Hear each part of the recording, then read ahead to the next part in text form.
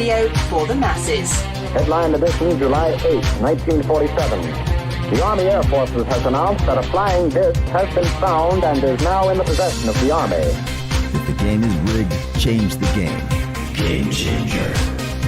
I occasionally think how quickly our differences worldwide would vanish if we were facing an alien threat from outside this world. This is Fade to Black with your host, Jimmy Church, on the Game Changer Radio Network and KGRA, the Global Radio Alliance. I need your help to get to the year 1985. You're listening to Fade to Black with Jimmy Church on the Game Changer Network.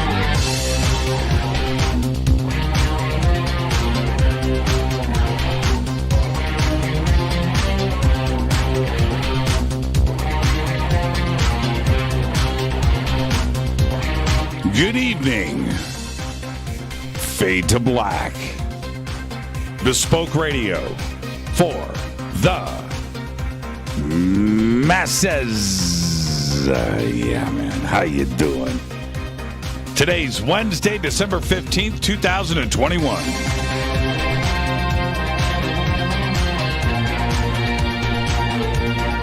$349 days into the new year. Only 16 days left. That's it. Here comes 2022. We are live from a bunker somewhere in the middle of nowhere. A total undisclosed location, but it is beautiful in here. It's Christmassy. I would like to welcome everybody listening all around the world, all across the United States. Hither and thither, to and fro, back and forth, up and down, east and west, north and south, far and near. This is Fade to Black for KJCR, the Game Changer, and UnX Networks. I am your host, Jimmy Church. What is cracking, everybody? How you doing? I just got a last-minute text coming in right after the show started. I'm waiting for the response to come back on this text. And it's from an OG Fadernaut, and I need the answer to my question, Michelle. Michelle, will you answer my text, please? I'm happy to honor the text, but I need you to answer my question. And why the delay now for 2 minutes? I answered it right away. In fact, I delayed the start of the show. Michelle, for you? Yeah. I'm looking. I'm distracted now. I'm waiting. I'm waiting for. Come on, Michelle. Let's go. Let's go. Quit messing around. All right. Let's get straight to it. We got a busy night tonight because we have very special guest Rudy Sarzo is with us for the first time, and it's about time. Christmas season and all of that. So Rudy is with us tonight. And then tomorrow night is our 8th anniversary special event falling on a Fader night. And we're going to throw in some AMA and open lines all night long. We might have a special guest or two, but I'm thinking I might leave it all to the Fadernauts. And, we have special guests every single night, and so we'll see. But that's tomorrow night. Follow me on Twitter at JChurchRadio. Follow me right there. Follow me on Twitter. And hashtag F2B is the sandbox, so you can see Third Stone's amazing Santa video, Santa playing the guitar. That's pretty cool. Tri-scale coming in strong. Dancing Santa. Kaz, you're too cool. Too special. So I guess it's Dancing Santa's night. And this, you guys are too good. You guys are too good. All right, follow me on Twitter. And then and head over to the sandbox, hashtag F2B, so you can see what is going on. The 3 dots. I see 3 dots coming in from Michelle. Okay, let's see let's see if there is an answer. Everybody wants their own crystal skull. Oh, tomorrow. Michelle, you stop the show for something tomorrow? I'm actually, hold on. You stopped the show tonight for something tomorrow? Question mark. Seriously? Question mark. Yeah, that's what's going on. I go into panic mode. I'm like in panic mode. That's why I have two cell phones. Okay, I'm just going to let everybody know. I've got two. I have two sitting right here in front of me. See, two. One is the secret Textoso line, and a very limited sphere of people have access. And when that thing lights up, it's like go time. I mean, that's the nuclear briefcase, man. You know, and then there's the other phone that everybody's got. Okay. All right. Everybody wants their own crystal skull. You do. I do. I can't help myself. And you need to go to EinsteinTheCrystalSkull.com right now. Go and check out what Carolyn Ford has got in store for you. Go and look through. Her presentation is amazing on that website. Go and connect. I connected today with, man, that was just beautiful black Brazilian quartz. White quartz with black in it. And 25-pound skull. Man, gorgeous. I mean, I looked at the skull and went, okay, this one's coming in this direction. And Kaz is probably going to post a picture of it here in a second. I mean, I was in lust. I mean, I immediately connected with that. Just incredible. Zen was the name. All right, so head over to EinsteinTheCrystalSkull.com. Promo code Jimmy, 10% off of your order today. Do follow me on Twitter, though, at JChurchRadio. Yeah, Kaz.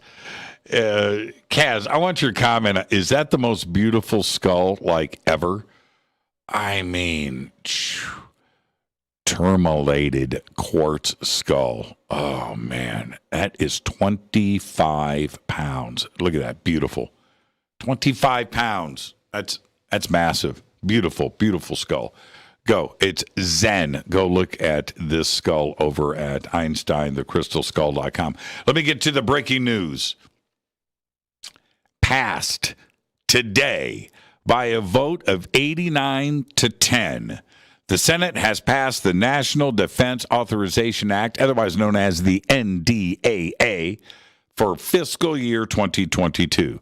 The bill now goes to the Oval Office to be signed into law. This includes all of those UAP provisions for a new task force and funding for reporting and research. What does this mean for us in 2022? But there it goes. It's going to be signed off here probably tomorrow. And this news broke today after over 3 months of explosions and rivers of molten rock. Eruptions on the Cumbre Vieja volcano on the island of La Palma have stopped. That's right. Some scientists are speculating that the preceding 36 hours of silence signifies an end to the eruption that has lasted for over 87 days. Absolutely incredible. So we shall see. But they're saying it has been absolutely silent for almost 2 days. Also announced today, the European Space Agency and Russian Space Agency Roscosmos ExoMars Trace Gas Orbiter, otherwise known as the TGO, discovered significant amounts of liquid water on Mars. The ESA said all of this in an announcement earlier today. This water was hidden underneath the surface of the red planet's Valle Marineris Canyon system, an area 10 times longer and 5 times deeper than our very own Grand Canyon.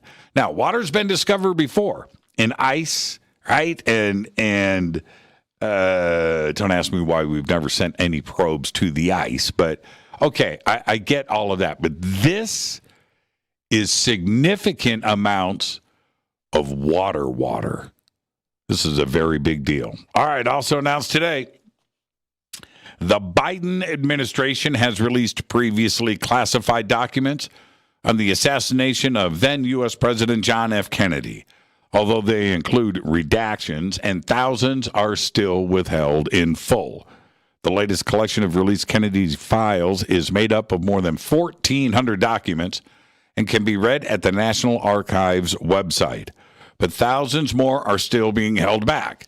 The documents released include redactions similar to the 3,000 files released back in 2017. The release of the documents has been mandated by Congress since 1992.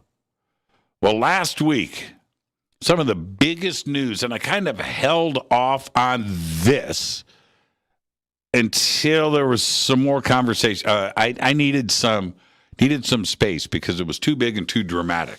Because last week, Russia started blocking the Tor network that allows users to remain anonymous and access the dark web. The country's state communications watchdog called Roskomnadzor confirmed it has blocked access to the Tor service. The Tor network, developed right here in the United States, uses encryption to evade surveillance by masking a user's internet provider from the authorities. Now, according to the Tor project, Russian users are the service's second largest audience, with over 300,000 users per day, or 15% of all users of the service. Russia has blocked the dark web. Absolutely extraordinary. Big steps. Okay. Why? Man. They Russia's saying, terrorists are using it. I would say let them and track what they're doing. You have the ability to do that. Okay, all right. Let's get the show cracking. Happy birthday to today. Don Johnson is 72. You can go back to Miami Vice if you want. That's fine.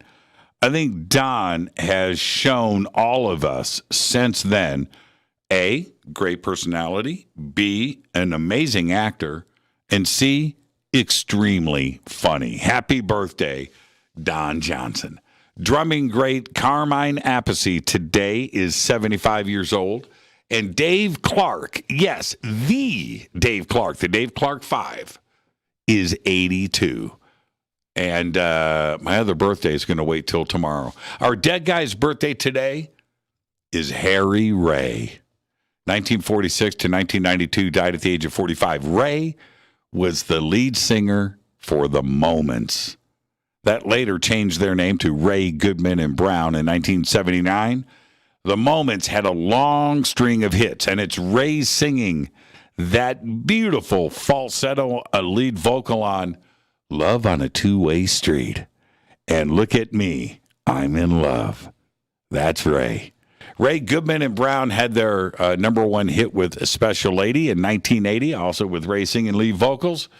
Harry Ray suffered a fatal stroke and died on October 1st, 1992, at the age of 45. Happy birthday, Harry. On this day in history, 1973, John Paul Getty III, the grandson of American billionaire J. Paul Getty, is found alive near Naples in Italy 5 months after his kidnapping by an Italian gang. Getty had initially refused to pay his 16-year-old grandson's $17 million ransom, but finally agreed to cooperate after the boy's severed right ear was sent to a newspaper in Rome. J. Paul Getty, richest man in the world at the time, coughed up $2.7 million. He said that's all he had. Fader fact. All right. This is a good one. Fader fact. The big four artificial sweeteners, saccharin, cyclamate, aspartame, and sucralose, were all discovered after scientists accidentally tasted the chemicals. That's right. Saccharin was discovered all the way back in 1879. Cyclamate, otherwise known as Sweet and Low, was discovered in 1937.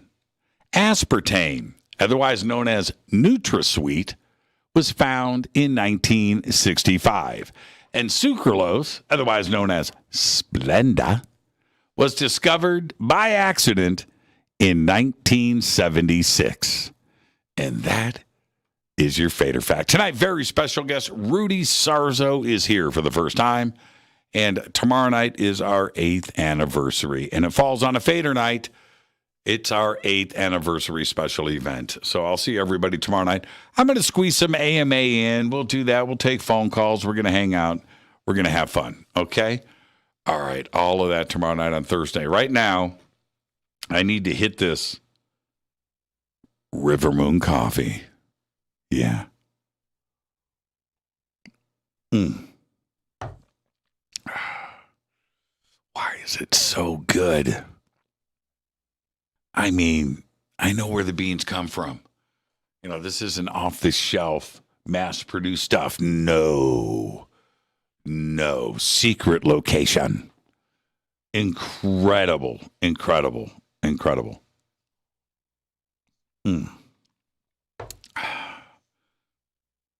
From an island somewhere in the South Pacific, high in the mountains. I'm not kidding. That's where those beans come from. That's right. Okay. Where am I at? Man, where am I at? I'm going to hit this coffee again. That's where I'm at. RiverMoonWellness.com. The secret Textoso line goes off tonight. I panicked. I'm like, who is going to text me a minute after the show on that line? I mean, okay. All right. Panic's over. RiverMoonWellness.com. Promo code F2B Blend. Okay. Links are over at JimmyChurchRadio.com. What is it? I've been waiting to talk about this for a long time. What is it about creative artists and the paranormal, consciousness, and UFOs? What is it? Now, I would make a bet right now. I mean, I would go all in with this. I mean, I'll put the flame guitar on the table with this. I bet that 100% of all of the creative people on this planet, that's fine arts, acting, music, writers, the whole shebang, all of them believe in the paranormal and UFOs. Every single one. Now, the question is why? Now, first off, and it may be the most important point, but first off,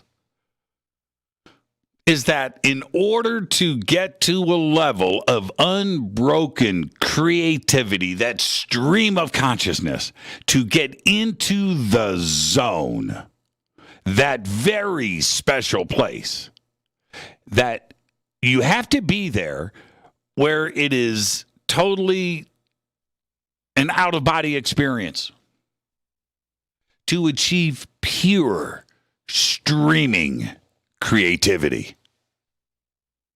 That's right.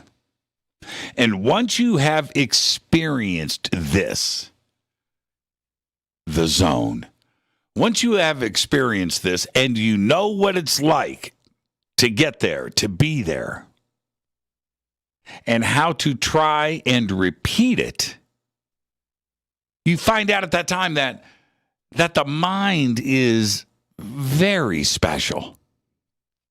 And you also find out very quickly that the world ain't 2D. You find that out, that there is much more to life in the universe. That's what happens when you're a creative person. And now I've been there. I've gone to the mountaintop. I've gone into the zone. And when you are there and you come out of it, I don't know what it's like to meditate for 2, 3, 4, 5 hours. But it's got to be very close, because when you come out of the other side, you realize you were in a different place. It's really that simple. And, I have done so many hours in the studio, sitting there with singers and bass players and drummers and guitar players and cutting tracks. And, you do things over and over again and over again. And then suddenly you're in the zone. You're in the zone. And you see these musicians go there. They come out the other side. And was that good? Because they don't even know. They went to that place. Can I hear it back? And you know it. You know when you get there. Now, there's always a but. But that master Zen zone is only for those who have spent years of training and practice to get to the levels of genuine artistry. I mean, you are practicing, you are painting, you are writing all day, all of your life. And you're going there and you're going there and you're going there and you're perfecting and you're practicing and you're repeating.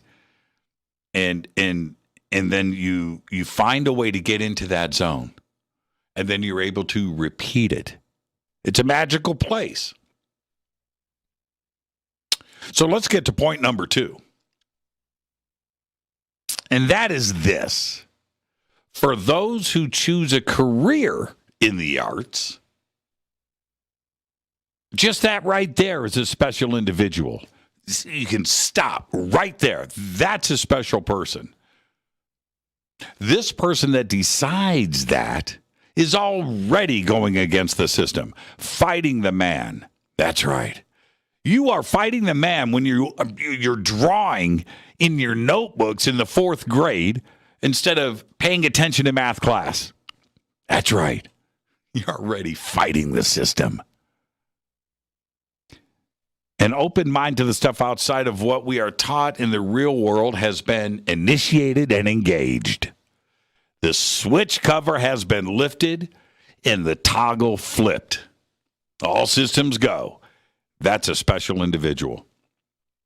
And some of you are that individual, and you know exactly what I'm talking about.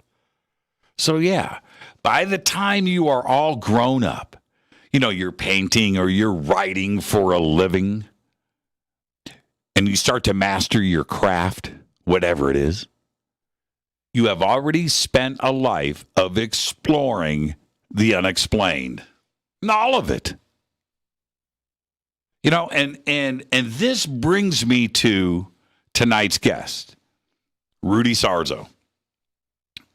Rudy's a very special guy because Rudy has truly spent his entire life of trying to master the bass guitar and other creative avenues as well. Really good at art, really good at the digital medium, really good at animation.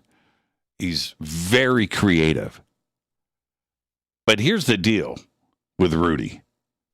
Because when you have written, you have played, you have recorded and performed at the highest levels with the absolute best musicians on the planet for 50 years, your mind has gone to places that very few have experienced. Now, although I know Rudy pretty well, and I do, we have been pretty close for 30 years, maybe longer, but we have never discussed these things. Never have. We're always working, we're always busy, we're always focused, and it's not like I turn to Rudy and go, hey, how's your consciousness streaming today? Are you in the zone? No, we're busy, we're working. But tonight is my chance, along with all of you, to find out what he has learned, not only about himself and the world around us, but what he has learned and what he can share that will help make this world a better place. It's a very unique experience for all of you tonight to sit down with somebody of Rudy's artistic caliber and get to enjoy a show. It's going to be an open conversation, and again, we've known each other for a very long time. There's a very strong level of trust between us, and so that's the conversation you're going to hear tonight between two old friends that go back to the old days. This is Fade to Black. I am your host, Jimmy Church, and it's going to be a great night tonight. And also, I want to remind everybody, it's a special week. It is the holidays. And after tonight's show, we're going to get ready for tomorrow, which is our 8th anniversary. Our 8th anniversary. Very special night tomorrow night, and I look forward to hanging out with all of you because it's on a Fader night. And tonight was supposed to be AMA. We rescheduled that for Rudy tonight. And I got the emails about it. What about AMA? What about AMA? So we'll squeeze some of that in tomorrow night, okay? All right, tomorrow we celebrate. Tonight, we talk to Rudy on the Game Changer Network, the UnX Network, Race Hobbs. This is Fade to Black. I'm your host, Jimmy Church. Stay with us. We'll be right back.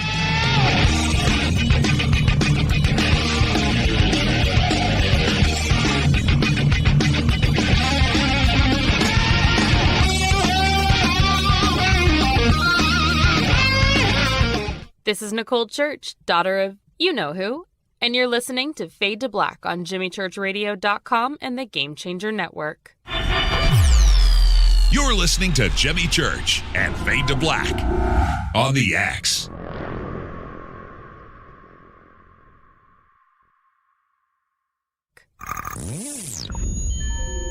You're listening to Jimmy Church, Fade to Black. Fade to Black will now pause for alien identification. The station that talks the net.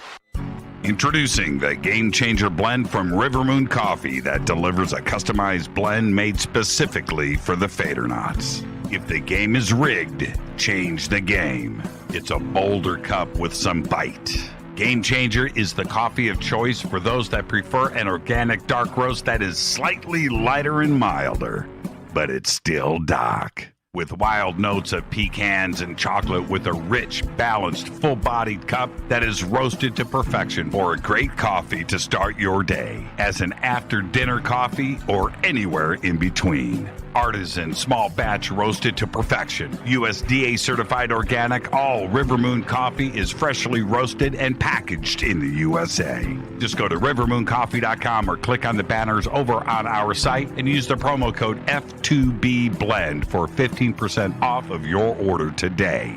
rivermooncoffee.com. This is the only way forward. This is Fade to Black. Make contact. This is Jimmy Church of Fade to Black, and you can get our podcast for just $2 per month. All you have to do is click on the podcast banner over at jimmychurchradio.com. Hi, folks. It's troubling times, and fear is pushing emotions, which in turn pushes health the wrong direction. Do you ever get an ache because life is uneasy? Try Life Change Tea at getthetea.com. Life Change Tea works on your digestive tract, helping to move food through quicker and comfortably so your health is spot on. Life Change Tea may not help with world issues, but it will help with your digestive issues.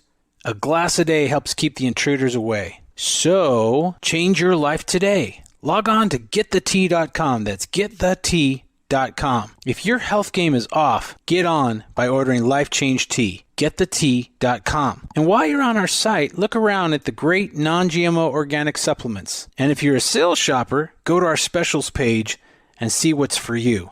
I've been drinking the tea for 12 years, and I'm sure glad for its health benefits. Again, that's getthetea.com. Getthetea.com. The tea that makes you go. the new KUNXDB, the UNX network, bringing you the best in paranormal programming in premium high-definition streaming audio and video. Log on to the network at unxnetwork.com and check out the growing lineup of programs, including Jimmy Church, Whitley Strieber, Micah Hanks, and many more. Sign up for the free UNX newsletter, follow the UNX blog, or pick up the latest edition of the UNX magazine. Be sure to follow us on Facebook and Twitter. So check us out at unxnetwork.com. Tap the show page and the calendar so you never miss your favorite live shows and podcasts. We are your portal for all things paranormal. The X, explaining the unexplained. 9 out of 10 geneticists agree. Fade to Black is not your father's radio show on the Game Changer Radio Network. Hi, this is Rob Reiner from Anvil, and you're listening to JimmyChurchRadio.com. What's up? I'm Chris. What up? This is Kyle Massey, and you're listening to Jimmy Church Radio.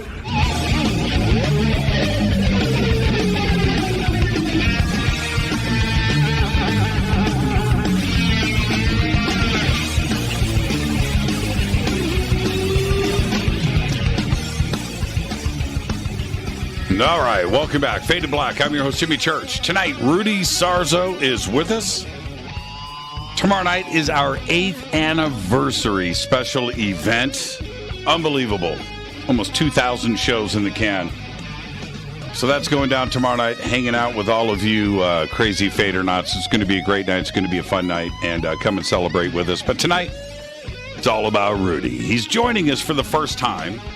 And tonight, I'm going to attempt to talk some music, but I have the feeling we're going to jump into everything from consciousness to physics. You know, all with the greatest rock and roll bass player on planet Earth. That's going down tonight. Rudy was a member of Ozzy Osbourne's band from 1981 to 1982, toured the world in support of Blizzard of Oz and Diary of a Madman. His bass playing can be heard on Ozzy's multi-million selling LP CD Tribute and Speak of the Devil. And he was a member of Quiet Riot from 1982 to 1985, recorded, of course, Metal Health, the very first heavy metal album to reach number 1 on the Billboard charts. Rudy, got to take a breath, was voted number 1 bassist in Circus magazine in 1983. As a member of Whitesnake from 87 to 1994, he recorded many albums, but including the multi-platinum Slip of the Tongue. 2004, he joined Yngwie Malmsteen's Rising Force for that 30-city U.S. tour. In 2004, became a member of Dio and remained with the band until Ronnie's passing in 2010. In addition, when he wasn't with Dio and playing with Dio, he toured the world with Blue Oyster Cult in 2012. From 2013 through 2014, Rudy was a recording and touring member of Jeff Tate's Queensryche. From 2017 to 2021, a member of the Guess Who. And in 2005, he published the Kindle #1 best-selling book, Off the Rails, Aboard the Crazy Train with the Blizzard of Oz. And today he's back with Quiet Riot and, of course, hosting his own radio show and podcast, 6 Degrees of Sarzo, on Monsters of Rock Radio. I'm now out of breath, Rudy. Welcome, my friend. How are you? I'm exhausted. And just listening to everything that I guess that it was pretty much correct. It's all a blur, though. It's got to be a blur. And Rudy, before we get started, I can't believe I'm saying this to you. You get the first-time guest disclaimer, okay, which is this. Rudy, it's just you and I sitting on my couch having a conversation as friends. And where that conversation starts, it starts. Where it ends, but we're going to end as friends. There you go. I had to get that. It's a tradition here on the show. So welcome. Yeah, it must be a blur. I mean, there's really not another way to look at it. And you've always stayed busy. And to stay busy, you're always working. And then the next thing you know, you turn around and go, wow, I did all of that. Right? It's pretty crazy, man. Well, first of all, Jimmy, for the listeners out there, we're old friends, and we've had this conversation many times before, but not like we're going to have tonight, because it's now. Now is now. Yes. Then was now then, and now is now. And in the future, we'll have another conversation. Will be then, now, but as of today, right here, what day is it today? December 15th? Yeah, 14th, December 15th, 2021. 15th, yeah.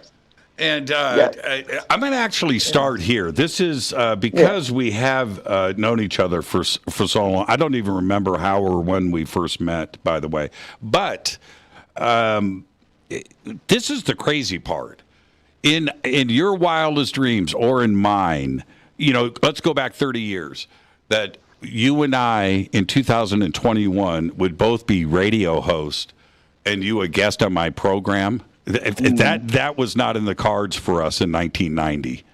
No, but I must say that in college I was a mass communication major, and I studied radio, television, and motion picture producing and directing, mainly because I was in Florida at the time. This is 1969 when I entered college, and believe me, the chances of a rock musician coming out of Florida at that time was like non-existent.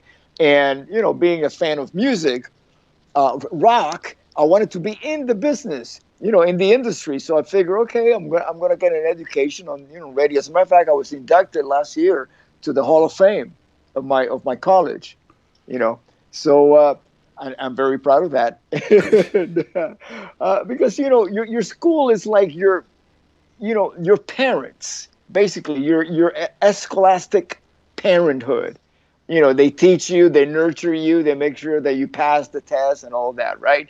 And for them to turn around and say, you've done good, we're going to put you in the Hall of Fame, that means a lot to me, And because it's not based on record sales or anything, it's just based on the overall achievement, And the fact that I was a major, mass communication major. So I really somehow wanted to get into radio. But what kept me in 1969, I had been in the United States for 8 years, so my accent was very heavier than it is now. And but I was young, and I didn't have that Cuban Latin radio, the traditional equal, ahora con la música de los Rolling Stones, like the real, yes, like that, right? Okay, and then I was too Cuban for FM radio, and there was barely any programming. Back then there would be like maybe we had FM radio technology installed in our radio, but for you to find a station, you had to like dial forever. Yes, there would be like one at each end of the dial, basically. So I couldn't get a job in radio in Miami. So, but there's always gigs available for a bass player. Let me ask you this. We're going to get into the early parts of your career. Now, although Rudy and I have logged in thousands of hours of conversation, most of it's always been professional because we're working, we're mixing, we're doing. And so tonight, Rudy, I'm going to take the opportunity to ask you stuff that you and I probably have never talked about before.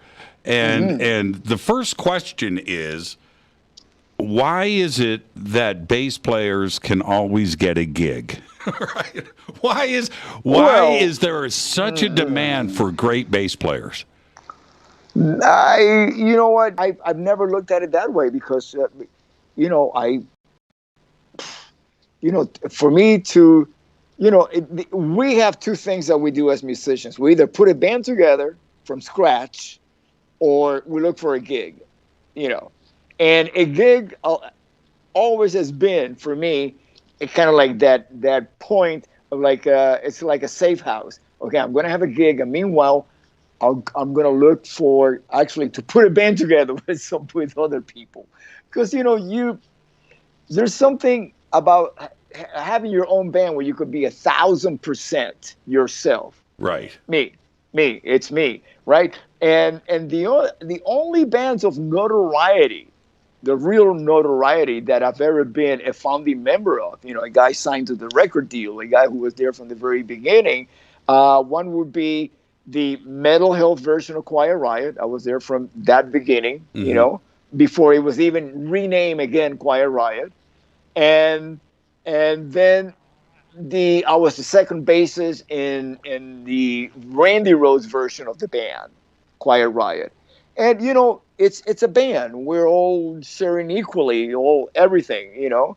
And there's a certain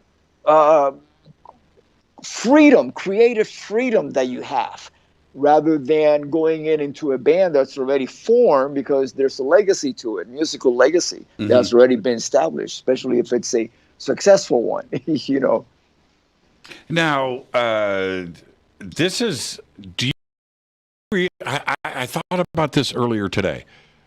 We've made music together, right? We've produced, we've recorded, we've mixed, we've done all of that, live shows, all of that stuff together. But we've never played together.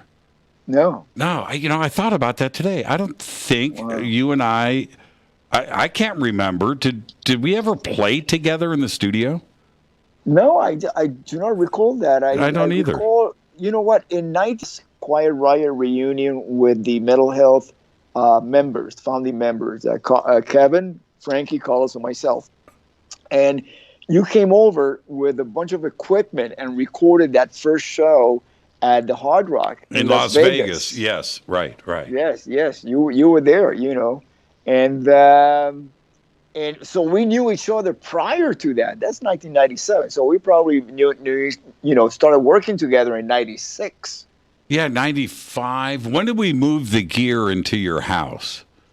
Oh, that would have been, you know what? I was there in 95. Yeah, it had to have been 95. Yeah, like right in there. Yeah. And that was, you know what? You're right about that. It's all a blur, but Quiet Riot hadn't reformed yet.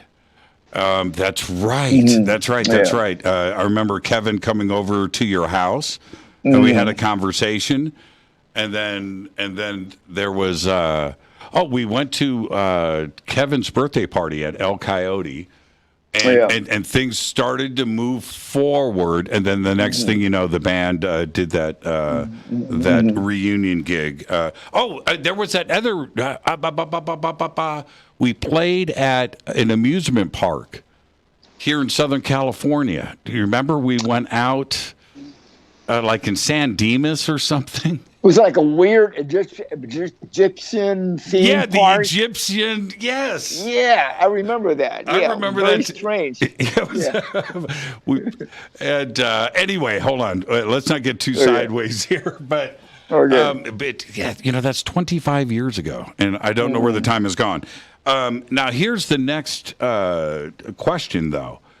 Did you feel that you had a sixth sense into your next move, because the success of Ozzy and the choice that you made there to go on that tour, after that the choice of going back to Quiet Riot and the huge success that was, and then right after that, Whitesnake, that you won the lottery like 3 times in a row. Did you have a sixth sense with your choices? No. Not really. It's very simple. I leave it up to consciousness being, for example, me playing in Quiet Riot with Randy Rhoads was the very first band that I experienced collective consciousness in a band, to the point that all we thought about was how are we going to get a record deal. We got to get a record deal. And we thought about the music that we created to please the record companies and the fan base, and how to build the fan base, things like that. We never spoke about religion, politics, anything. All we spoke about was music, that collective consciousness, and that to me is, when you're in a band, that should be the focus. If you can find people who share the same collective consciousness as you do, then then you're in the right place. You're in the right family. You found your family. This is it. This is all you've been looking for, right? So when I was playing in that version of Quiet Riot, I experienced that for the first time. And then Randy left, and I kept playing with Kevin and his band Dubrow. I was doing other things. I was living with Kevin. So, it kept that consciousness alive, Then I joined Ozzy, and I was back with Randy, part of my family. If you look at in those days, Randy and me on stage, that was half a Quiet Riot on stage with Ozzy. Let me ask you about that transition, because I find it a very interesting one, because that version of Quiet Riot was definitely glam, was pop oriented, no doubt about it. The songwriting was right there, was very focused in that, and you guys had a huge following in LA. And Randy had his reputation, right? The bow tie, the way that he dressed, the way that he played, and you and everybody else. And then he goes off to England, and it's like he found himself and went to another level of a different style of songwriting. You go over to England, and did you even think Randy was the same person? Right? Because it was a totally different way to approach the guitar and music and songwriting. Yeah. That's an interesting question. Well, I used to teach at Randy's mom's school, Musonia, which is still operating in Burbank, North Hollywood. Yeah. And I started teaching there, and then I started hearing a whole different side of Randy, playing his classical music, which he had been playing before he even started playing rock and roll. And he would, like in between lessons, he would practice his classical guitar, and I would go like, "Wow, I never get to hear that," because Quiet Riot, we basically got together every single night. We rehearsed the set forwards, backwards, and then we worked on whatever demos of new songs that we wanted to play for the record companies, and that was it. In the school, he was more loose. He could, like, in between lessons, pick up the classical and practice his classical guitar. And not that he actually got to play classical in Quiet Riot, of course not, because that wasn't what we felt that the record companies were looking for, music-wise, style-wise. So when he joined Ozzy, he asked Ozzy, "So what do you want me to bring? As far as composition, what direction do you want to go?" And Ozzy just said, just be yourself. And then that's when he became himself. It's not like he had to find himself. It's just that he was allowed to become himself for the first time in a band, And that was that consciousness that he found, that Ozzy consciousness that created that family that Randy was a major part of as a performer and a composer, everything, his essence, of Randy. I really think he kept Ozzy really grounded. It gave Ozzy something to play off. Yeah, for sure. What was it like for you, because you have been playing with Randy for so long at this point, but to go in and suddenly Randy experiencing this artistic freedom, right? And how was that for you, because you guys have been playing together for a long time? How was it for you musically to venture into music that up to that point really hadn't been written or done? It was a very groundbreaking period. Yeah, I understood what Randy was doing completely, because it was relatable to music that I grew up with. More of the, I would say, even prog rock. There's a lot of prog on that record.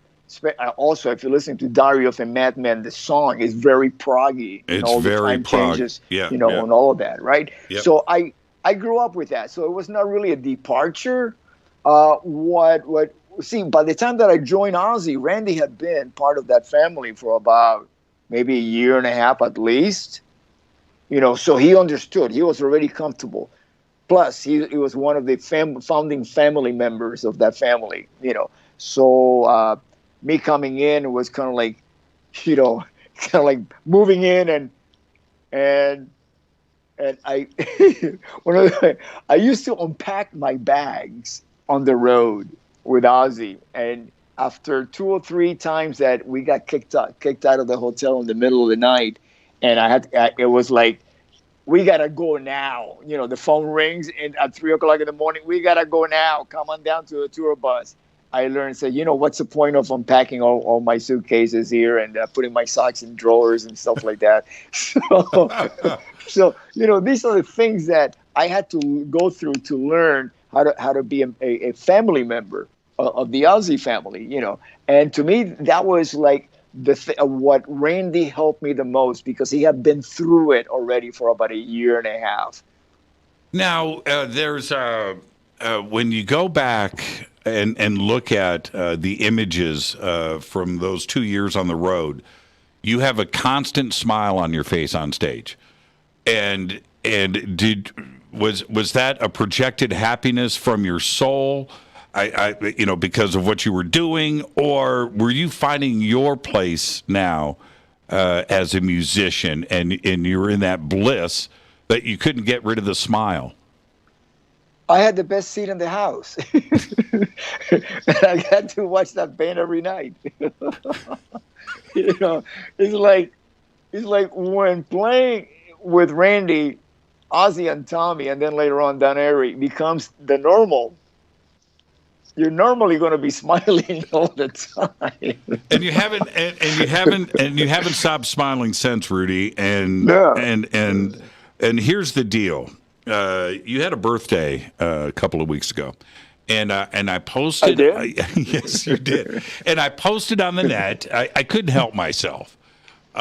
First off, the number that you are at right now is unreal. It's great, but you look amazing. And my comment was, Rudy's found the fountain of youth, and hopefully he's going to share it with me. Maybe I can take a sip. Have you found the fountain of youth, and how have you just stayed 21? I found the fountain of youth, but it got shut down because of COVID. So I haven't drank from it since then. Which is one thing that I find every time I go to a water fountain. Not that I used to drink from water fountain, but it's just an observation. They put some kind of like a plastic and tape, and they go momentarily out of order. And I'm looking at it and say, it ain't coming back. Is age in the mind? Age? I mean, do you think about it? No, I don't, because it's not part of my book. See, everybody has a story. Everybody has a book, you know, and it's up to us to write it in. What do you want your life? The story of your life, you know.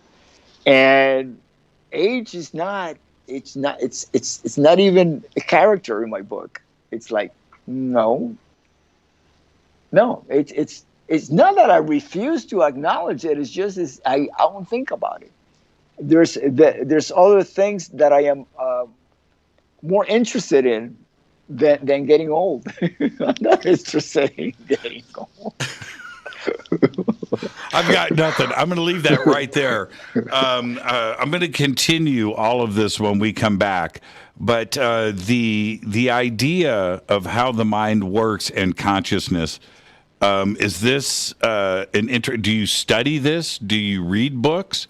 Or is this just accumulated knowledge? It's accumulated knowledge that you get to a point that you become enlightened by the information that you have accumulated all this time, and then suddenly you start receiving knowledge from within. Right. You know, it's like this. The first time you learn 3 chords, right? And then you learn the 3 chords, but then you go, oh, there's 3 chords in a scale, whether it's major or minor. I mean, let's say 3 major chords. Let's say you have F major, G major, and C major. And you play them in different configurations. You don't have to go 1-4-5. You can go 5-4-1, 5-4-1, or whatever, right? And then you find out about the relative minor. Oh, just relative minors, and you start mixing them up. Instead of going to the 1, you might want to go to the 2 as a substitute, or to the 6 as a substitute for the 1, and things like that. And then all of a sudden, one day you start figuring it out. Okay, there's more to this, and it starts coming from within, and you start discovering things and making happy accidents. While you're playing, you find a chord that you did not hear, that you're not familiar, that as a sequence, as a cadence, that this sounds good. I like this. Substituting the 4th chord for a minor or a dominant, going back to the 1, things like that. And so you start to be enlightened about how to play an instrument. Whereas the same thing with life. You become enlightened about life as the older you get, and if you're really accumulating information, and if you're really looking deep into how things work in relationship to, look at nature, look at the order of nature, and the fact that we human beings have the will. We have will. We can make it. We can choose to do things, right? And it took me a while, and until I recently, I'm talking about, within a year or so, realized that we have two options. We can do whatever we want, or we can do the will of our Creator, God. I'm Christian. I'm old-fashioned. I call it God. God did not call himself God. In books, he calls himself I Am. Sure. Which is, of course, if nobody gave you birth, means that you were not a baby, that you were given a name. So it's not like your mom call you, and the baby, was the baby's name? Oh, the baby's name is God. Oh, okay, that's the baby's name. And then, no. So it was like, I am, and we're talking, when I talk about that, it's we're dealing in human dimensions of how we perceive things around us, right? Right. I'm not even going into quantum physics, which is where I tend to look at everything around me and within me, everything. And the reason why I got into quantum physics is because during lockdown, I started to study the relationship of waves and frequencies. Really I said, okay, I'm going to take this time to learn how to not only make better music, but to make healing music. Healing through frequencies and waves. And once I started getting into quantum physics and learning from very, very educated, smart people, that we are all waves. It's waves and particles. That's what it comes down to, but waves is the natural form of existence. And once the wave is observed, then it becomes particle. That's right. But if it's not observed, it's just waves. That's right. That's right. And you and I, we are musicians. We do the most godlike thing, which is to take matter, particle, and turn it into waves. No other creature. Animals don't do that. No. Animals don't, they can sing and make noises, with their throats, but they're not making sequence of frequencies or tuning, whether you decide to tune to 432, and I got to tell you, I can talk a lot about 432. You know what? I got to take a break right here. We're going to come back and land right on 432. Okay? We're going to do 4 on the floor, and our 1 is going to be the 432. Let's do that when we come back. Our guest tonight, Rudy Sarzo. This is Fade to Black. I am your host, Jimmy Church, on the Game Changer and UnX Networks. This is Fade to Black. More with Rudy after this short break. Stay with us.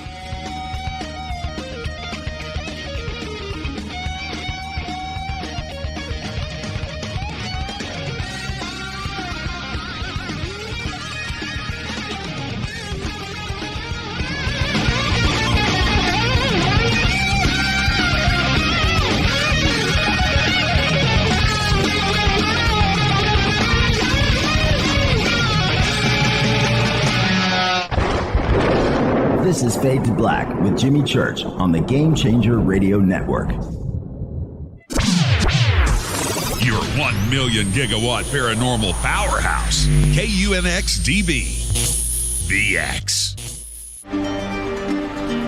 This is Billy Carson with ForbiddenKnowledge.tv. Forbidden Knowledge TV has just reached its 1-year anniversary. That's right, 1 year. And as a show of appreciation, we are giving all new subscribers a free 30-day trial of ForbiddenKnowledge.tv. That's 30 days to binge watch thousands of movies, documentaries, conferences, workshops, lectures, yoga classes, meditation courses, and so much more. So log on to ForbiddenKnowledge.tv from your computer or mobile device, or get the Forbidden Knowledge TV app on Apple TV, Roku, Amazon, iTunes, or Google Play today, and use coupon code 30daysfree. That's coupon code 30 days free on ForbiddenKnowledge.tv today.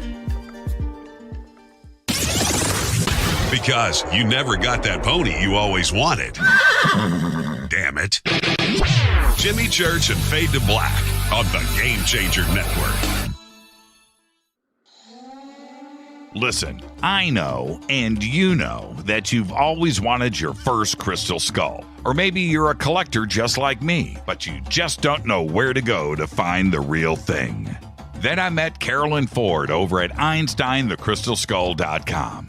Carolyn is the guardian of Einstein, one of the most respected ancient crystal skulls in the world. All of her unique skulls have been imprinted sitting with Einstein in his sacred lodge and are carved from the finest gemstone and materials. Imprinting is the process of receiving the ancient wisdom from the master skull or master computer. Einstein, the ancient crystal skull.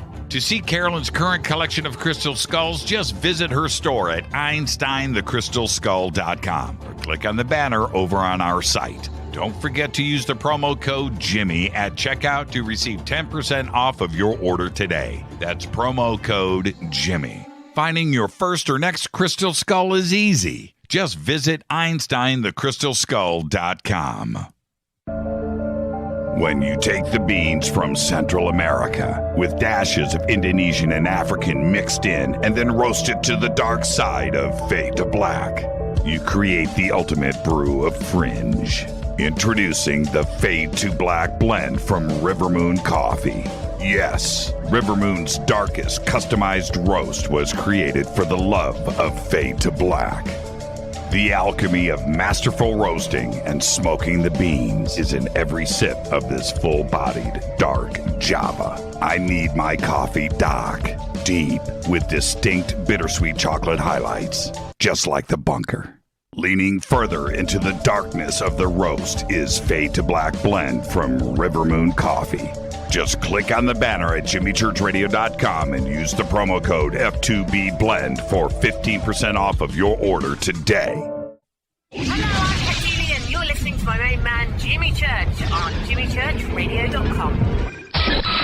Hi, this is Ray Hobbs here, repping the planet, and you're listening to my good friend, Jimmy Church, Fade to Black. This is Toby Kebbell. You're listening to JimmyChurchRadio.com. Don't hurt me, Jimmy. I'm only little. Hey, I'm Adrian Grenier. And this is Ari Gold. We're the Honey Brothers. We're of the Honey Brothers. Hey, I'm Adrian Grenier. And I'm Ari Gold. We're the Honey Brothers. And you're listening to Jimmy Church. The Revolution. This is Jimmy Church of Fade to Black, and you can become an official Fadernaut by just going to our membership section at jimmychurchradio.com. Hello, this is Serena Wright Taylor from Conscious Life Expo, and you're listening to Fade to Black with Jimmy Church, who holds the Lucky Pony record for the best astrological chart since 1963. True story. This is Micah Hanks of the Gralien Report, and you're listening to Jimmy Church on Fade to Black.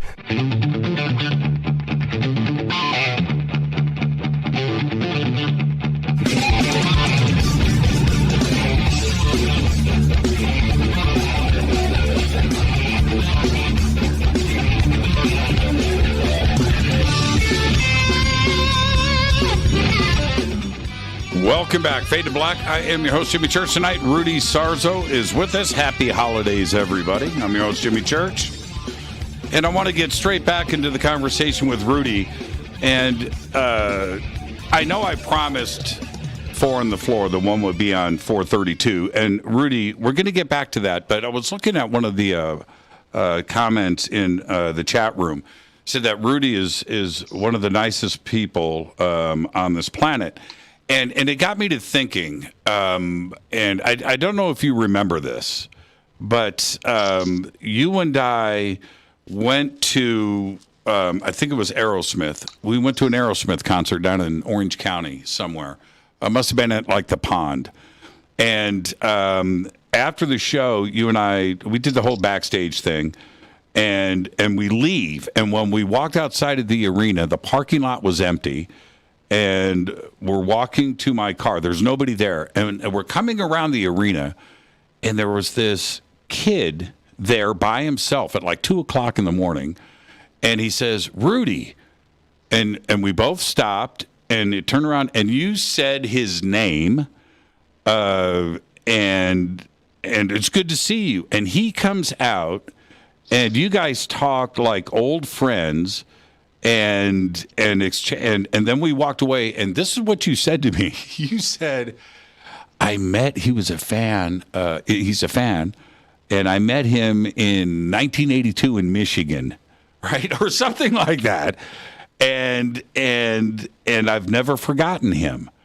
And that is your essence, that kindness. How important are fans to you like that? They've always been important, but it wasn't until I started playing with Dio, with Ronnie, that I really learned about the relationship between us musicians and fans. And may I add that I've been a fan longer than I've been a professional musician. So I completely understand both sides of it. And Ronnie set the bar for me of how to treat your. He when I first joined the band, we would do that. We would get off the stage, and his personal assistant would come in and say, "Listen, there's some people here to come and see you." And he would be like really tired from done like a 2-hour plus show, and he goes, "Oh no, okay, let me go and say hello." Then. I just joined the band, so I was like taking it easy. I was not intruding a whole lot. And then I would wait like 15 minutes and then make my appearance backstage and say hi to people. And he was having the time of his life talking to the guests that showed up, and he would, refer to them by their first name. He would ask them about the relatives that came to see the show the last time that he was in town. And this went on every night in every city. And I'm going like, oh, there's got to be a trick here, because how can he remember everybody's name and their relatives and the last time they were in town? But that was Ronnie. Right.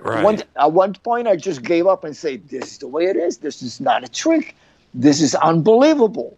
And with Ronnie, the fan base was actually a family. Especially in Europe. I did a lot of touring with him in Europe. I only did one tour with Ronnie in the United States.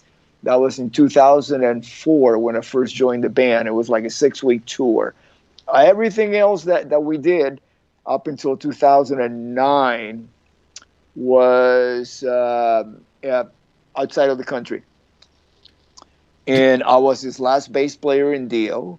And boy, do I miss him. I mean, to me, he is the epitome of somebody who, how to really have a relationship with the people that support your music.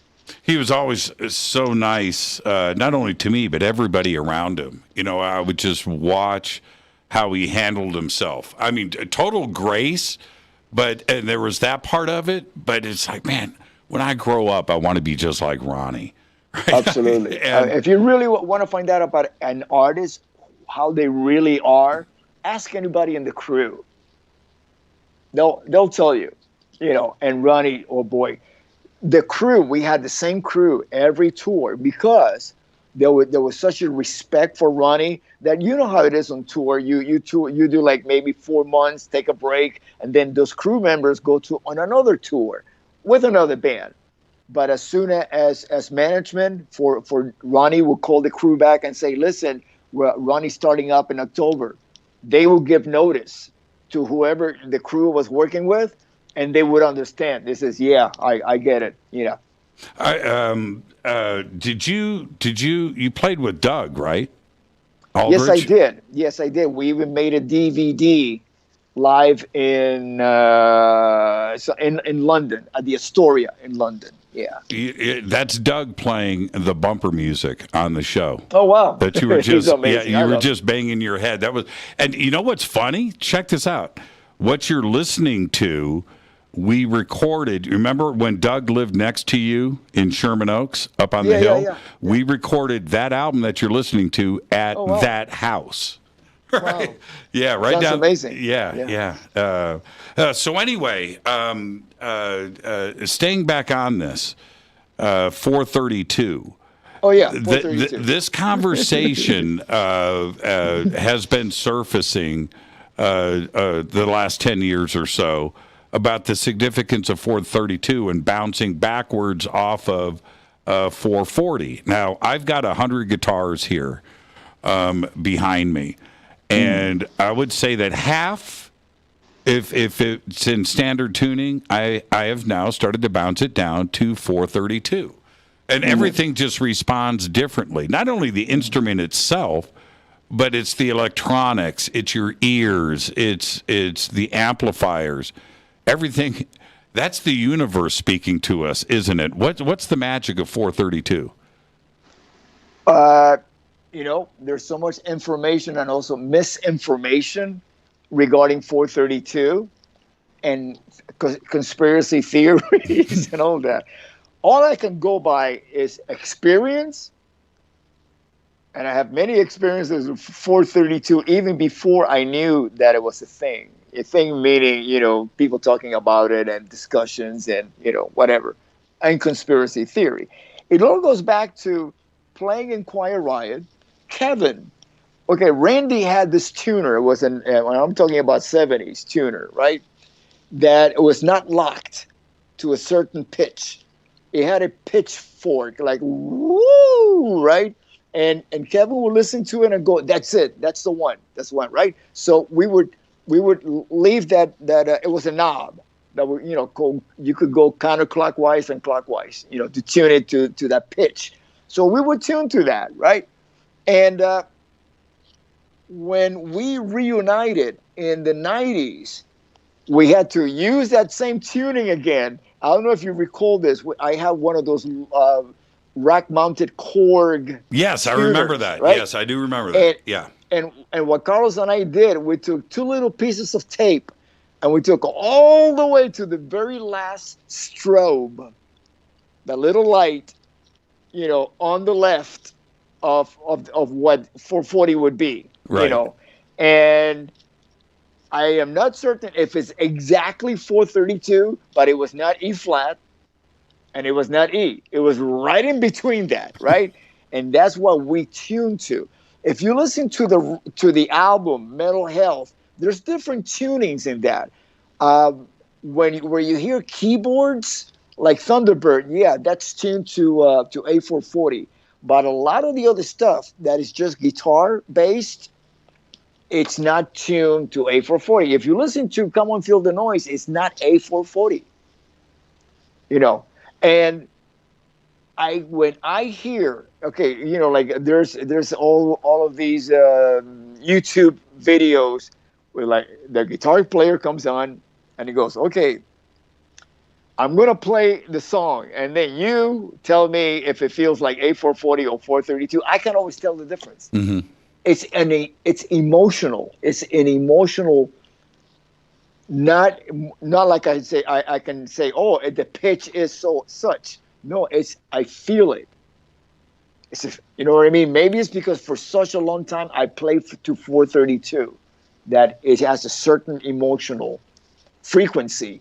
It vibrates, it resonates with me completely different than A440. And what about your basses? Do you think the wood is resonating differently too as well to 432? Nature is responding a little bit differently to it? You know, it would make sense that it would, but it's something that I cannot confirm. I have seen a lot of experiments done with what's that called? Cymatics? Oh, yes. Cymatics. Cymatics. I mean, for the listeners out there, for example, they put like salt on a speaker that is upside down, like facing up like a bowl. And according to the frequencies, it would create certain what is considered sacred geometry. Yes. Shapes, according to the frequencies. And 432 is one of them. I have a bunch of cymatic stuff that Michael Lee Hill has sent to me. I don't know if you know Michael, great guitar player, but he's a big 432 guy, and he does sacred geometry with cymatics and 432, and creates these ceramic pieces of art. I have a bunch of it here. Yeah, and how it aligns, and it's funny because when you look at 440 lays out in cymatics just distorted and confused. It's trying to get there, right? And then you get it to 432 and it's perfect. It's perfect. Yeah, absolutely. Not only that, but I mean, this whole journey that I started when lockdown came in, and it's like, okay, I'm going to utilize this time to become a better human being and a better musician, and it was a matter of sifting through information. And it was like going down a rabbit hole, because if you go on YouTube, one video is like, oh, if you watch this video, well, then we recommend this other video, Right. So basically, I started out with Fibonacci numbers, the golden ratio, yes, Tesla, yes, 369, all of that, right? Because I was looking at not only frequencies, but interval relationship, And one of the things that really fascinated me about the golden ratio was that it is, and again, these are videos that I don't know if it happened per chance that for example, certain songs, hit songs, and the golden ratio, when it gets to that moment in the song, which is what is it, 3 points. The ratio being I don't have it memorized, but I can. It's almost like 2/3. It's a little bit around 2/3, right? So 2/3 of the song, this thing happens. It's either a bridge or a breakdown or something unusual. Like, let's say in Under Pressure, Queen. That's one of the songs that they use as an example.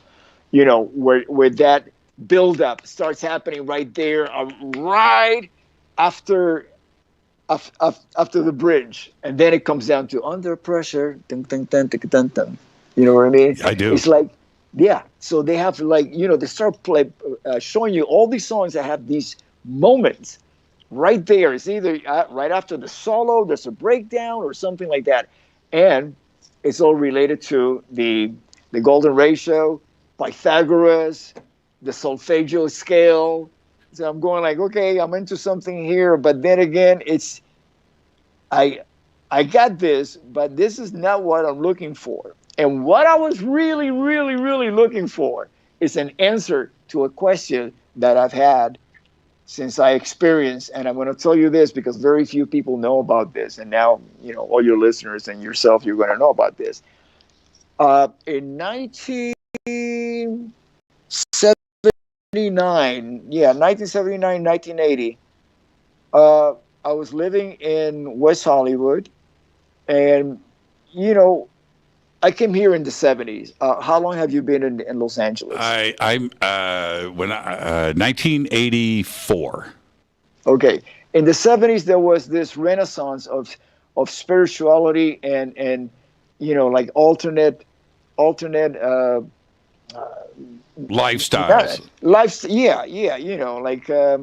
Crystal's Awakening. Yes. All of that. Yes, all of yes. That. Okay. I mean, I don't want to use a name that would upset people, basically, because I got into it. I wanted to see the options in there, and boy, I was living in West Hollywood, right there of across from Tower Records, so I was smack in the middle of it. I started working at this vegetarian fast food place called McNaturals that was owned by the Baker family. Now, Jim Baker was who created the restaurant The Source. Yes. And the Old World, and the Source was all vegetarian. So there was like, this enlightenment about it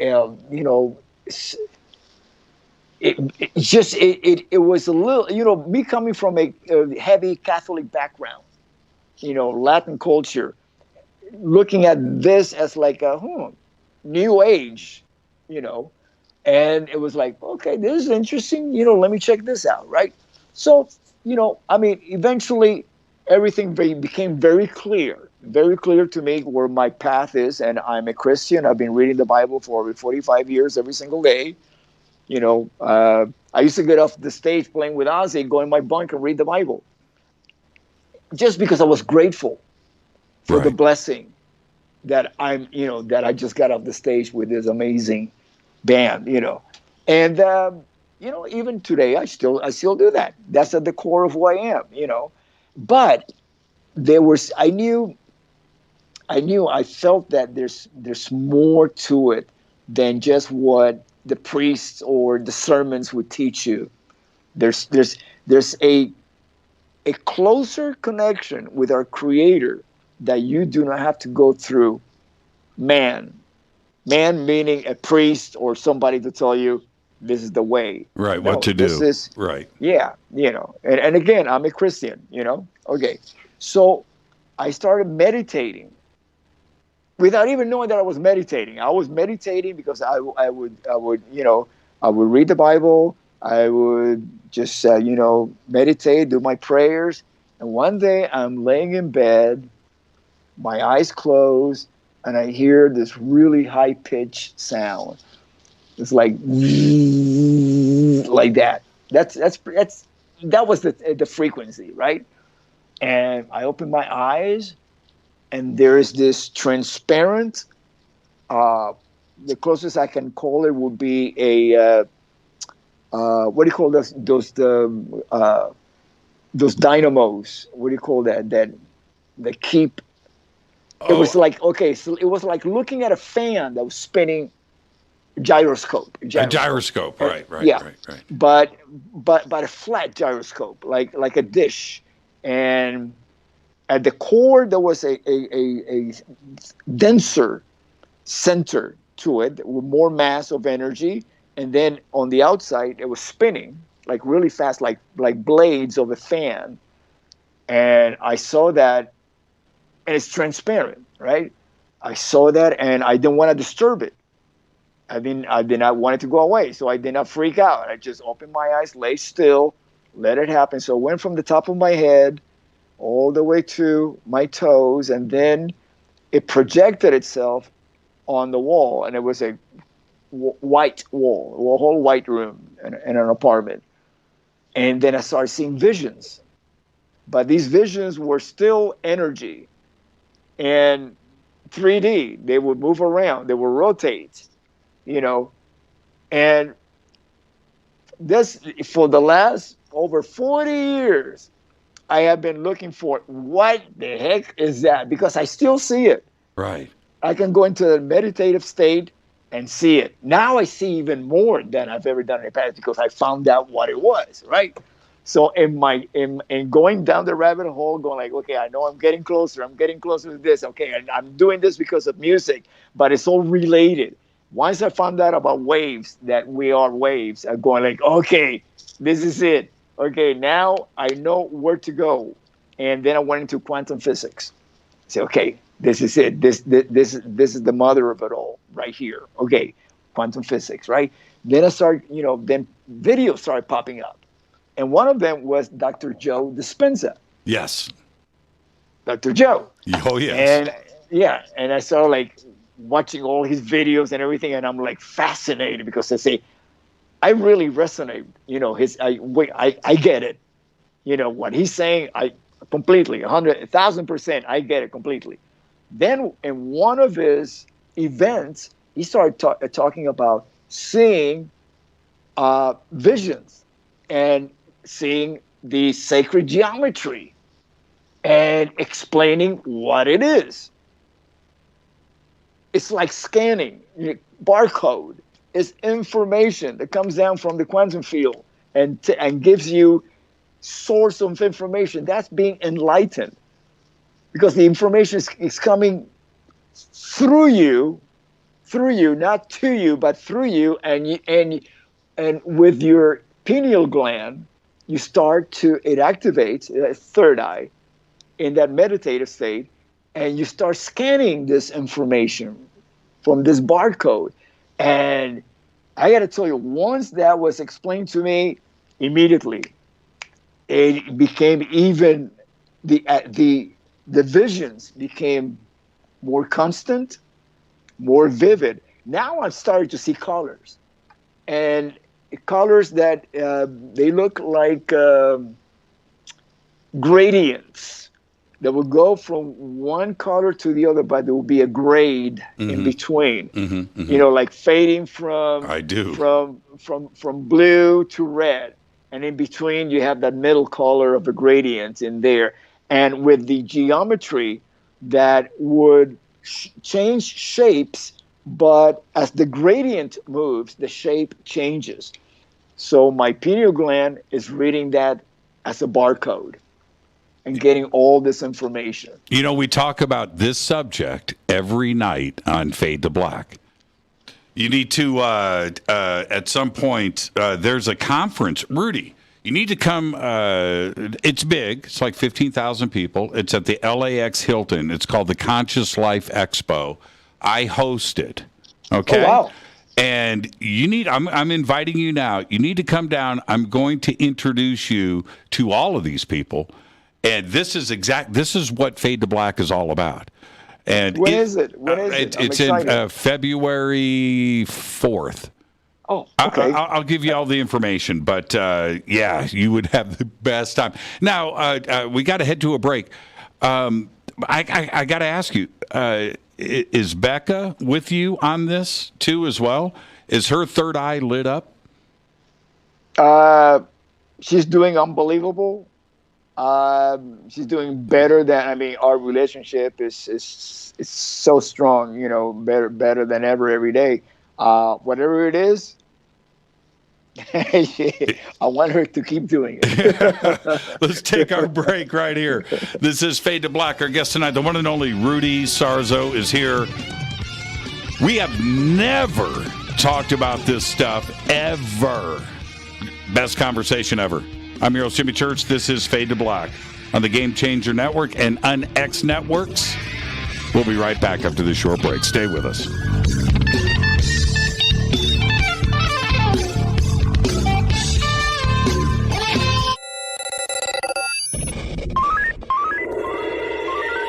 Way out here, we listen to Jimmy Church. You're listening to Fade to Black. You're listening to Jimmy Church and Fade to Black on the X. ¿Qué tal, mis amigos? Yo soy Mario Carson, el tiburón, y los invito para que escuchen a mi buen amigo Jimmy Church Radio. ¡Claro que sí! This is Jimmy Church, and I personally invite you to the 2022 Conscious Life Expo this February 4th through the 7th, live at the LAX Hilton in Los Angeles, California. This year, we have the most exciting speakers, including Whitley Strieber, Adam Apollo, Billy Carson, Daryl Anka and Bashar, William Henry, Caroline Corey, Susan Slaughter, Daniel Brinkley, JJ and Desiree Hertog, Sarah Breskman Cosme, George Norrie, Gail Thackeray, and many, many more. I will be hosting all weekend long, including the keynote Ancient Secrets panel on Friday night. 5 vendor and exhibit halls, 3 floors of speakers, panels, and celebration. This is the biggest event of the year, and early bird passes are available now. Just go to ConsciousLifeExpo.com for the schedule, speakers, and information. That's ConsciousLifeExpo.com. Do you want to be an official Fade or Not? Of course you do. This is Jimmy Church of Fade to Black. Just go to our membership section at JimmyChurchRadio.com. Fade or Nots. When you think about the future of our country and where we're headed, do you wonder about the food supply? I do. Disruptions in the food supply chain could be disastrous, and they usually occur with little warning. That's why the smartest thing you can do today is to stockpile emergency food, water, and other essentials. I personally recommend My Patriot Supply. They're the nation's largest emergency preparedness company, serving millions of customers for more than a decade. In fact, they're the only source my family trusts for our preparedness plan. You should too. Right now, save 20% off a full 4-week supply of delicious meals that provide 2,000 calories a day. Saving 20% helps too, doesn't it? Especially now. So go to preparewithjimmy.com and get ready. That's preparewithjimmy.com. There's no time to lose. Do it now. So, you love talk radio? Then you'll love TalkStreamLive.com. TalkStream Live is always on, 24/7 with the best streaming talk shows. Find your favorite talkers and discover some new ones. It's free, readily available online or on mobile with any smartphone or tablet. Finding your favorite talk shows all in one place has gotten a whole lot easier. Just go to TalkStreamLive.com. Be sure to download the free apps from Google Play or the iTunes App Store. You listen to us, and we listen to you. And so does the CIA. KGRARadio.com. You are listening to Fade to Black with Jimmy Church on the Game Changer Network. Oi, oi, I'm Reese Evans. You're listening to Jimmy Church. This is Revolution. The revolution will not be televised. The revolution is on radio.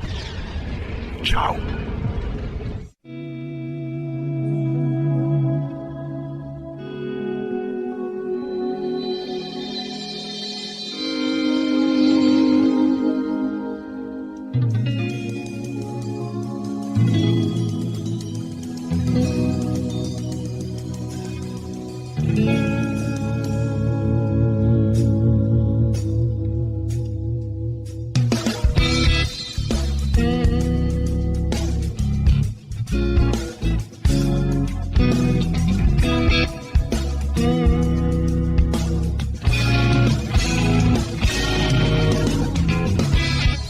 Welcome back, Fade to Black. I am your host, Jimmy Church. Tonight, Rudy Sarzo is here. Again, happy holidays, everybody. It is the season.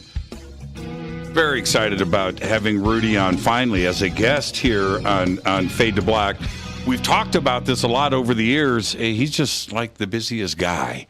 But we finally, the stars and the moon have aligned, and Rudy is with us tonight. Rudy, this experience in 1979 is an interesting one, and being able to stop and recognize what is going on at that moment. And one of the things that I like to talk about a lot on the show is not only meditation, but how creative people, it doesn't matter if you're a fine artist or a poet, a writer, a musician, an actor, but you find a way to get into the zone. You get into the zone, and you've been playing for a long time. How do you get into the zone, and do you recognize it? And is it similar to your experience in 1979? Getting into the zone, that is, that's something that I don't work on. it's like breathing. I don't work on breathing or eating. I just do it. You know, I'm not really conscious about getting into the zone. I do understand I know when I am not in the zone. Right. And that's when I get concerned. So to me, it's like, for example, if I stop breathing, I'm going to be concerned about that. So I got to do something about it, you know. And so I am always in the zone. And when I'm not in the zone, that's when I notice it. You know what I mean? So that's how I work. That's how my brain is wired to work, always being in the zone. From the moment that I wake up, even when I sleep, I'm in the zone. Because I do certain exercises right before I go to sleep. And what do you do? I activate my pineal gland. And how do you do this? I can't believe we're having this conversation. Okay, yeah. What do you do for that activation? Oh, it's very. I'm doing it right now. It's. Can you sense? In your face certain things, like for example, I can right now the middle right here, right at the bridge of my nose, between my eyebrows, is I sense it getting hotter, warmer. It gets a little warm, so I know that I'm activating it. Now, what is about to happen, I cannot predict. Because I might just go in the zone and not have a vision, but be in the zone. And sometimes I'll be in the zone and then I start having visions. I probably will not have a vision because I'm too focused in our conversation. Sure. So I will not be in a meditative state, that's when I start getting the vision while my pineal gland is activated. Have you been recording? You're in the studio. I'm certain this probably happens live too, but you're in the studio, you lay down a bass track and you come out of, somebody hits stop on the record button and then you go, whoa, and you don't remember what you just played. Well, to be in the zone, I am more in the zone live because in the studio is very clinical.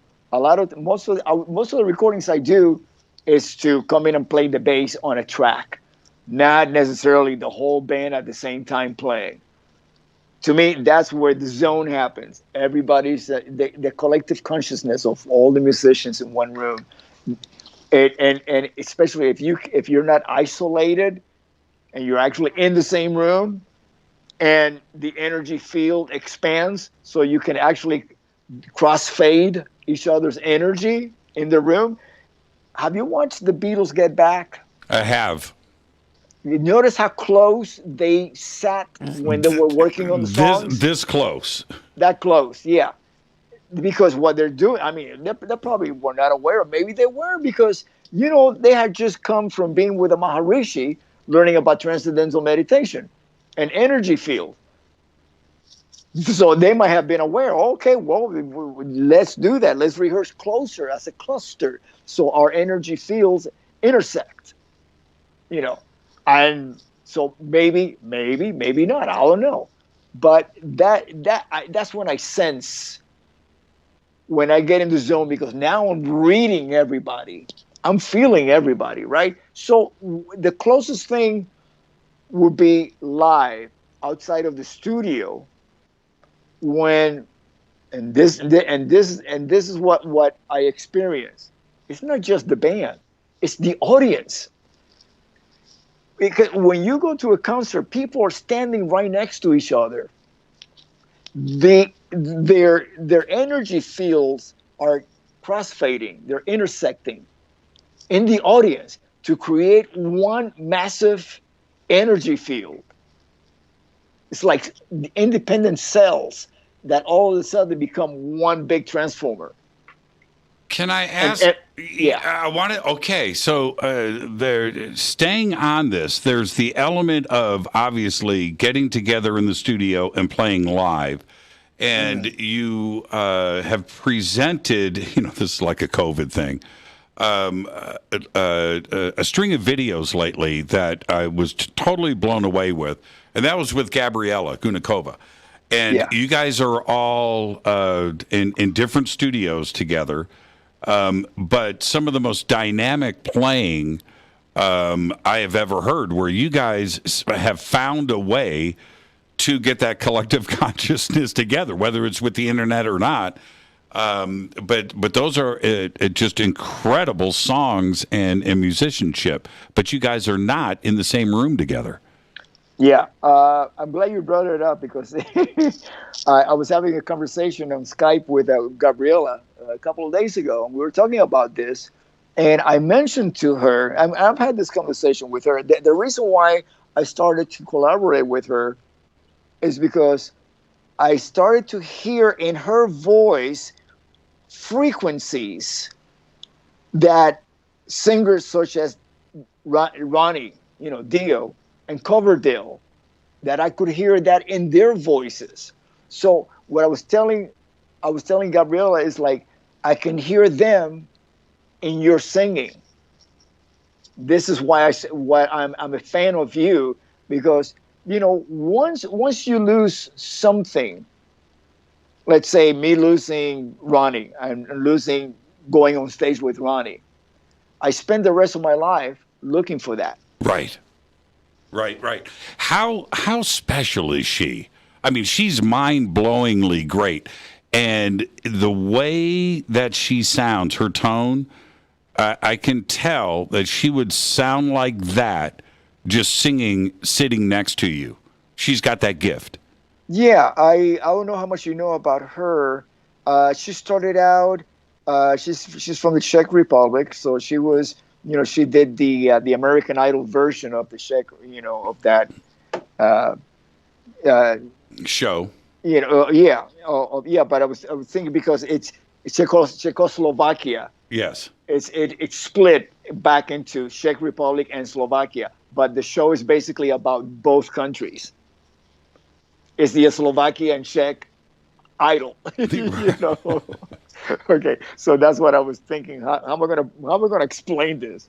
And then she was in Eurovision. She was a finalist in that. So, she's had experience. She's a rocker, but she can sing anything. What really her turning point was working with somebody you might know. His name is Ken Tamplin. Yeah, he's an amazing coach. Yes. Yeah. He's amazing. He really is. And he's the one who produced her tracks and took care of everything. And she works closely with him. And then her working with him was what took her singing to the next level. She's been with the Trans-Siberian Orchestra right up into this COVID, And so she's very driven, very focused, and very passionate about singing. And boy, I got to tell you, she puts 1,000% into it, just like the great ones that I play with. How you've managed to also do two things, which is play with the greatest guitar players, period, band after band after band after band, all the way through to this day. And also some of the greatest singers, and when you look at the bridge between like a Jeff Tate all the way back to Ozzy and what you did between all of that, does that help elevate you as a musician and a person to work with these monster musicians, and how has that helped you elevate your game? Oh, I always look for musicians better than I am to play with.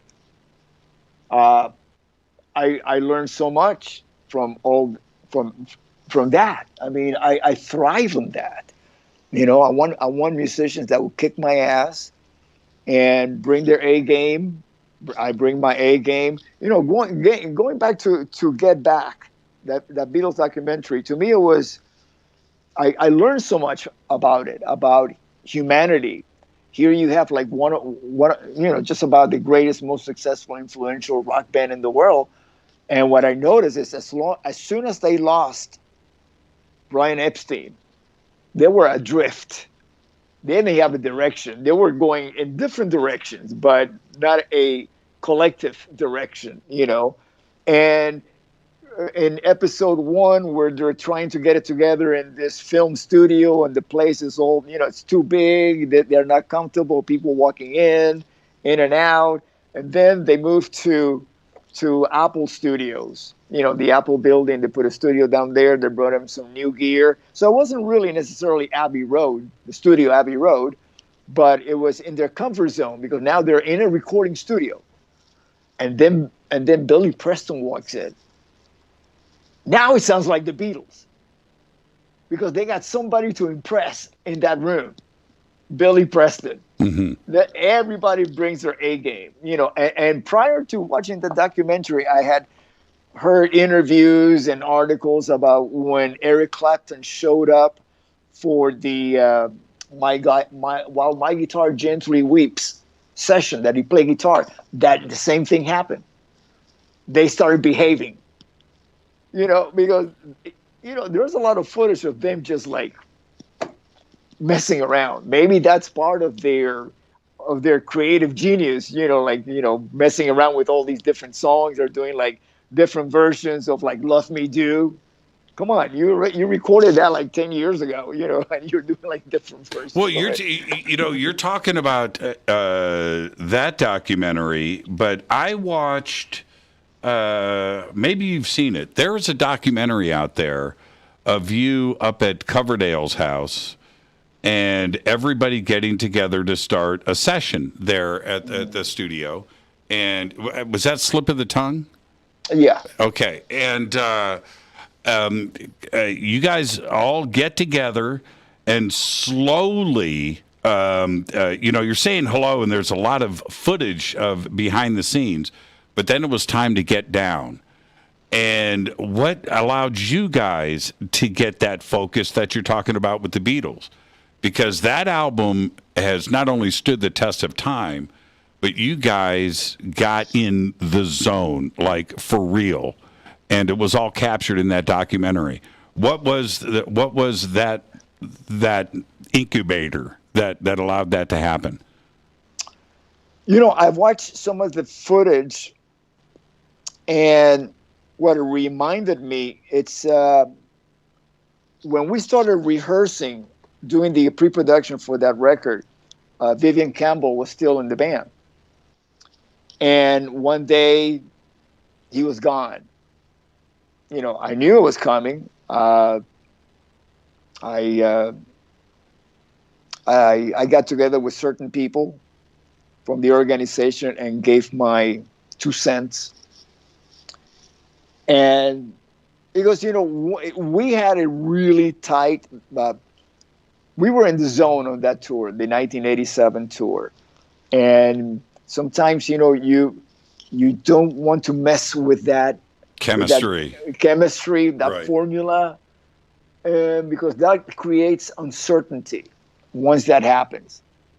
Total uncertainty, because you just don't know what it's going to be like with the next musician coming in. You just don't know. It might be even better or different. You know what? Let me be honest about this. And I rarely ever talk about this. I think this might be the second time that I talk about this. First time being with my wife. Okay. And second time being with you and the listeners.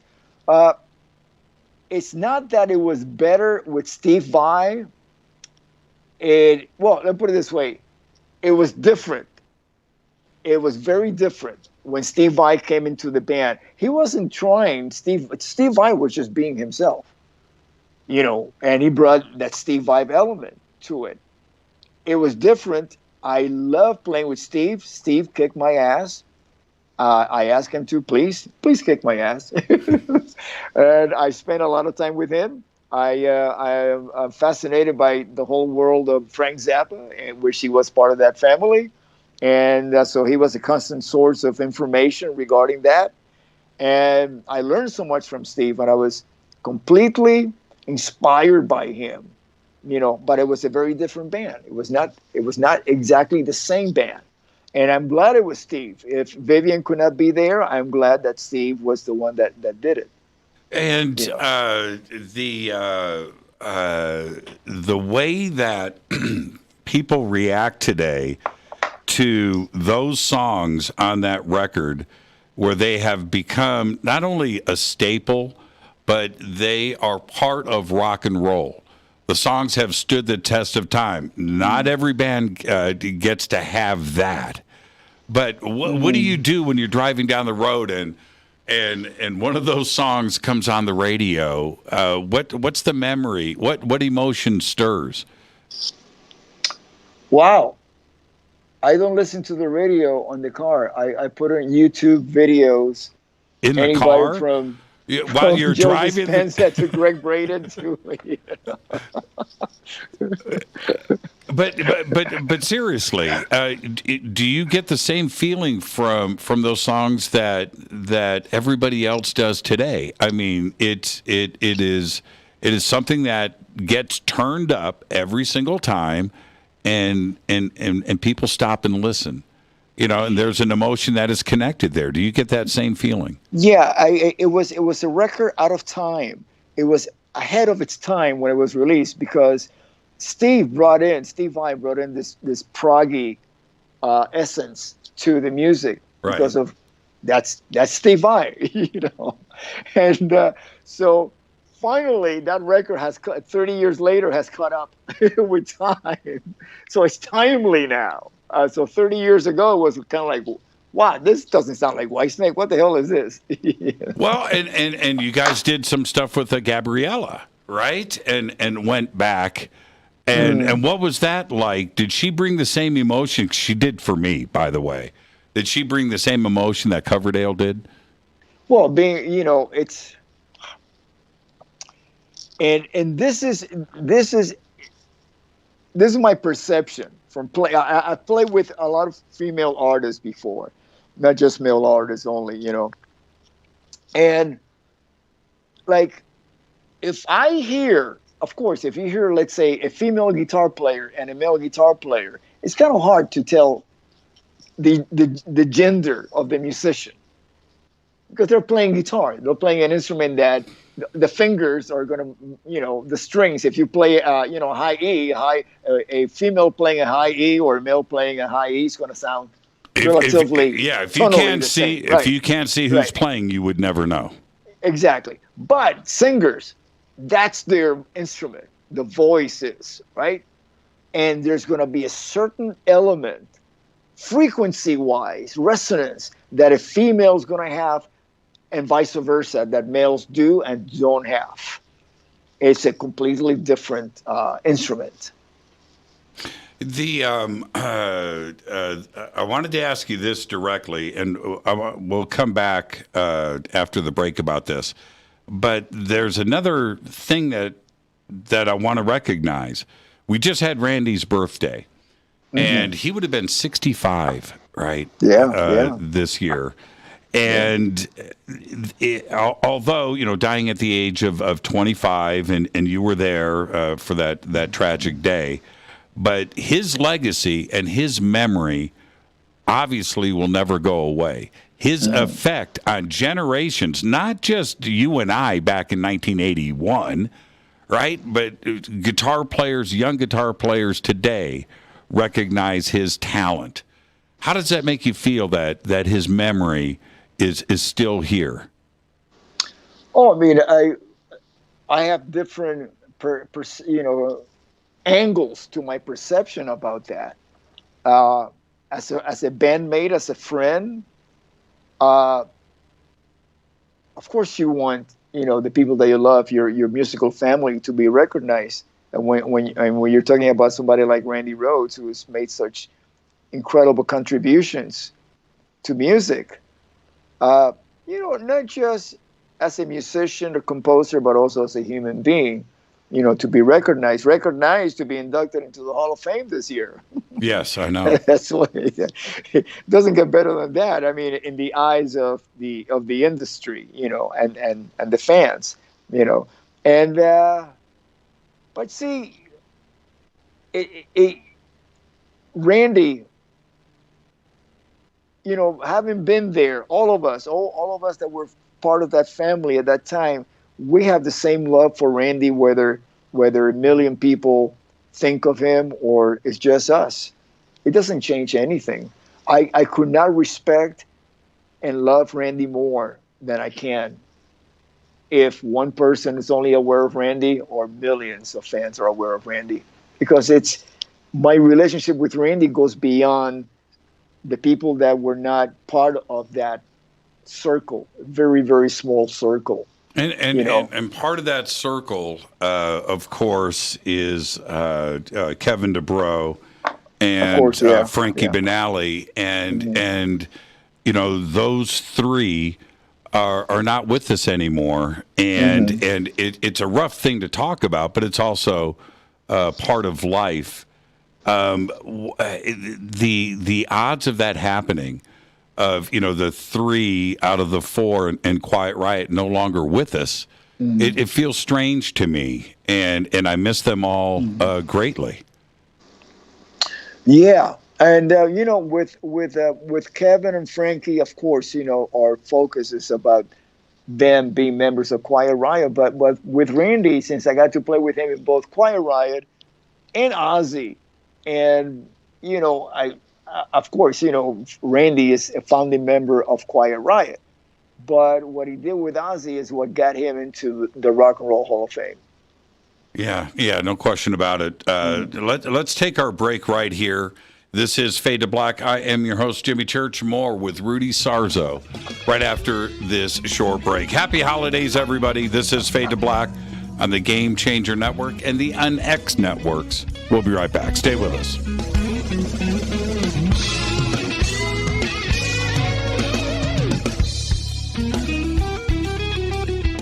Hi everybody, this is Rob Halford, the Metal God on JimmyChurchRadio.com. Your 1 million gigawatt paranormal powerhouse, KUNX-DB, the X. Are you ready to read about true paranormal events? UnX Media publishes nonfiction books about UFOs, ghosts and haunted places, time anomalies, cryptid creatures, and more. Just like KUNX-DB Radio, it's all about unexplained phenomena. Visit www.unxmedia.com to see our list of great book titles by Debbie Ziegelmeyer, Gene Walker, Devin Listrom, Wayne Lawrence, Bill Spicer, and yours truly, Margie Kay. That's unxmedia.com. Why is it we're not very good with our health regimen until it's too late? We don't put oil in the car until the engine blows up. When the body's out of balance, your health is not so good. Give your body some love. Log on to GetTheT.com. That's GetTheT.com. Try our Life Change Tea, which cleanses you from harmful intruders. A clean colon is one of the ways to bring the body in balance. We also carry organic supplements to help you get where you need to go. So do your body a favor. Log on to GetTheT.com. That's GetTheT.com. You can even visit our sales page to save some dough. Does anybody call money dough anymore? Anyway, if you're looking for short, helpful health tips, go to YouTube and punch in Health Matters Now. That's Health Matters Now. So, log on to GetTheT.com, shop, get balanced, then learn some cool tips at Health Matters Now. You'll be glad you did. That's GetTheT.com. This is Jimmy Church of Fade to Black, and I only drink Fade to Black blend coffee from River Moon. Just click on the River Moon Coffee banner at JimmyChurchRadio.com. Promo code F2B Blend. This is the only way forward. This is Fade to Black. Make contact. When you're in the house for longer periods of time, you can see them flying or running across the floor. Ooh, yuck. They're unhealthy, gross, and disgusting. Bugs. I loathe bugs. We keep a clean home, but occasionally bugs show up. Well, I found something that is tougher than bugs. Orange Guard. On contact, it kills hidden bugs, including ants, roaches, and fleas. Plus, Orange Guard is a residual repellent. All of the ingredients of Orange Guard are on the FDA generally recognized as safe list. Orange Guard may be used around food, humans, and pets. It comes with a 30-day money-back guarantee. Orange Guard, available at orangeguard.com, Whole Foods, and Ace Hardware. Gold loves chaos, uncertainty, and disarray. History shows us what gold does when people aren't sure about the government, the stock market, their jobs, or their retirement savings. Our national debt is skyrocketing. Gold and other precious metals are a defense measure against inflation and a stock market that might take years to recover. So what can you do right now to protect yourself? Call United Gold Group. We offer gold and other precious metals delivered securely within 72 hours. Are you worried about the stock market? We can also help you set up a real gold or silver IRA or a 401k. Safe and secure. United Gold Group makes gold ownership affordable. Call now and get up to $2,500 in free gold or silver with a qualified IRA. Call 800-753-8534. That's 800-753-8534 or visit UnitedGoldGroup.com.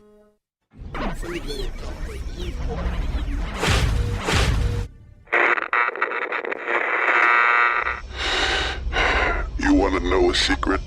I love ponies. I really love ponies. I'm serious. I couldn't stay sane without ponies to brush. Why fade to black? Because you never got that pony, damn it. This is Fade to Black with Jimmy Church on the Game Changer Radio Network.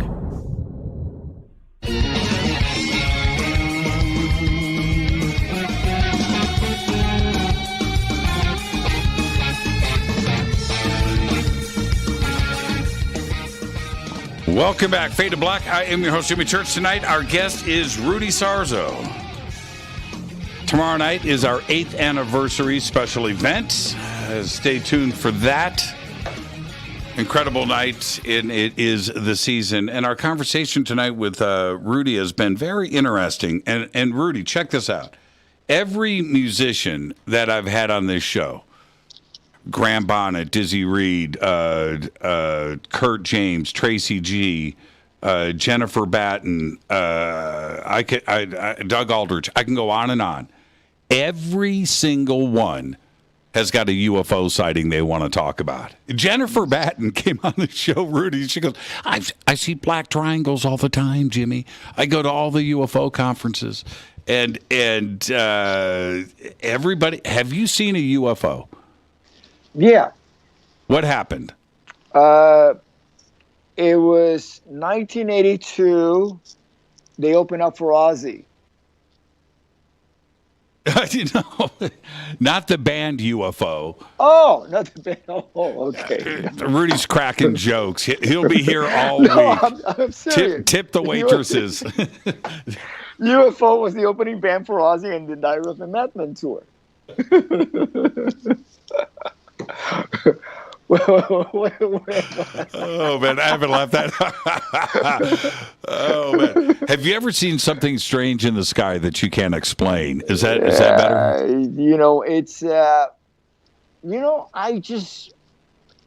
put it this way. Lately, I pay more attention at the invisible than I do to the visible things. How so? That's how I focus. Right. I focus not in what's material, but what is energy and wave. What do you and I want to stay on this ET UFO thing for a second.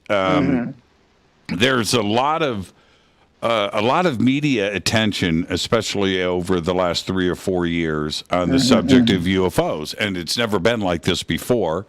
We've got legislation going down in the Senate and Congress and the Department of Defense and the media and science and physicists and Avi Loeb from Harvard talking about ET and contact and UFOs. What do you make of that? Do you think that we're at the moment of some crazy contact? My perception, based on information that I've gathered, and be enlightened by it, I would say that the next movement is not going to be material. It's going to be spiritual. I'm talking about energy. It's not going to be tangible. Let's say a big spaceship with Klaatu lands in the middle of downtown LA, and the robot comes out, No, it's not going to be that. That's my perception. The way I see it is, to be honest with you, we don't belong in another planet. If we belong on another planet, we should be able to survive in that planet without any spacesuit, anything like that. Why are we interested in going to another planet in this body when we can actually travel anywhere in the universe, beyond the universe that we create in our minds with our own energy, our own consciousness? Travel there. That's going to be a way better. I mean, we don't need a spacesuit to do that. I'm going to go back to some ancient history. You and I are in the studio at your house, and we start talking about UFOs and ET. And at that time, you had that crazy video library. You remember the shelves that were next to the console, right? Back when there was a thing called VHS. And you had that incredible video library. And you turned to me. I said, so do you have any UFO videos? And you said, you need to watch this. And you walked over to the shelf and you pulled down the movie Species. And you handed it to me. And you said, this is what you need to watch. Do you remember that? Yeah. Why did you pick that movie? Which, by the way, freaked me out and changed my life. But that's another story. Why did you pick that particular movie for me to watch? Because they had a very good-looking blonde lady that was naked throughout the whole movie. And I thought you needed that in your life.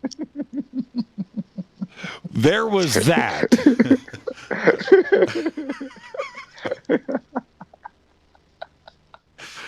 Oh, man. I actually met her at a one of those Comic-Cons, and I took a picture with her. Yeah. And the movie, aside from the nakedness, which was pretty amazing, by the way, the movie was excellent. And it was a different way to discuss and talk about ETs. It wasn't an alien invasion film, right? This was a film about very tragic relationships that were going down between her and her human male Earthlings on this planet. Yeah. And so I'm going to ask you again, why that movie? Why did it affect you like it did? I don't know, because at that time, that's where my level of consciousness was. I was looking for answers to questions that I had, and sometimes the best answers I could find were not the right answers, but they were an answer that would be kind of like maybe a grain of sand in the rabbit hole that I'm looking for to go through, which I believe I have found, and it's really. It changed my life, my whole perception of life. I don't think about, things such as extraterrestrial anymore. I'm more in tune with the quantum field and all of us being connected and what we're made out of, photons and waves and the superstring theory.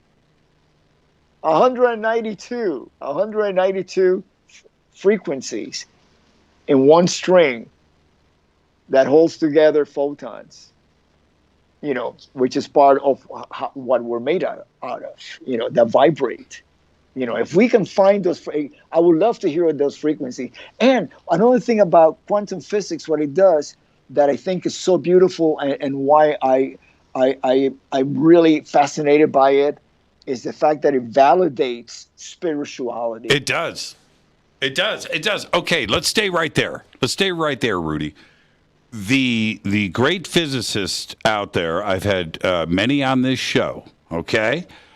those guys will talk about string theory, multiple universes, parallel worlds, extra dimensions, entanglement. They'll talk about all of this. But then the next step, which is spirituality, that's where the line in the sand is. They don't want to go there. But if they continue their research, and certainly string theory is showing us that, spirituality is the next step, isn't it? Everything's going to eventually just collide.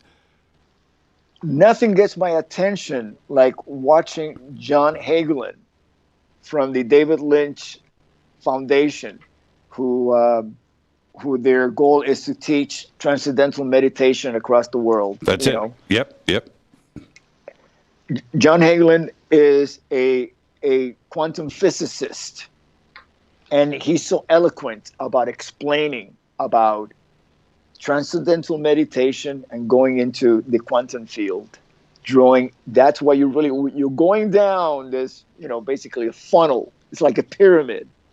You go down different levels, and you go, and the point that you land, that point of the pyramid goes into the quantum field where everything exists, all possibilities,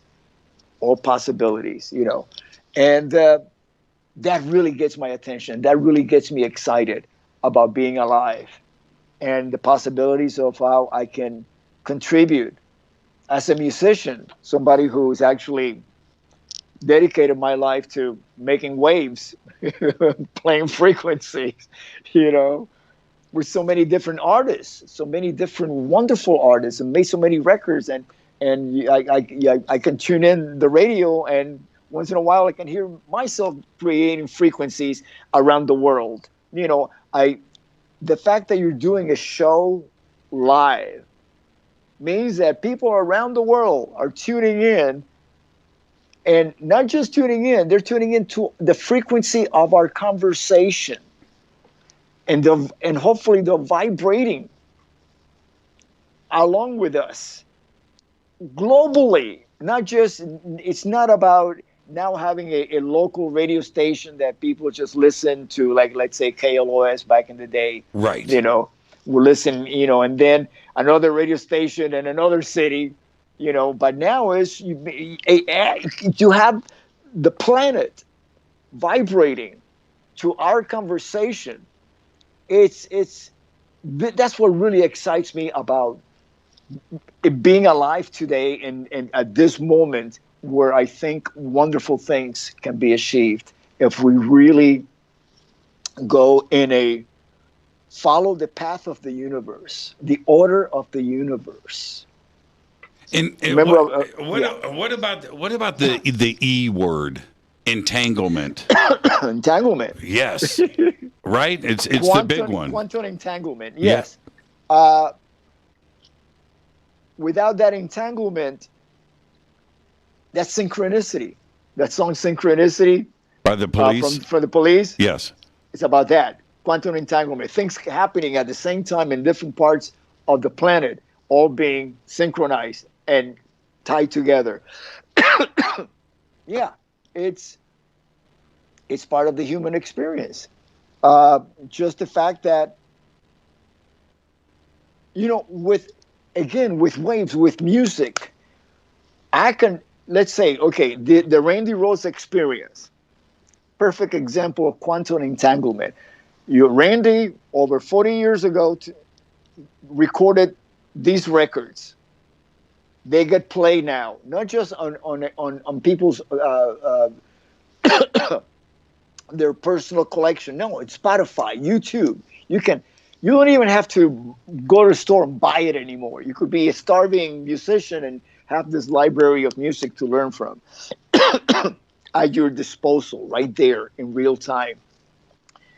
And let's say there's a 10-year-old that wants to learn and wants to explore guitar players. You're running to Randy.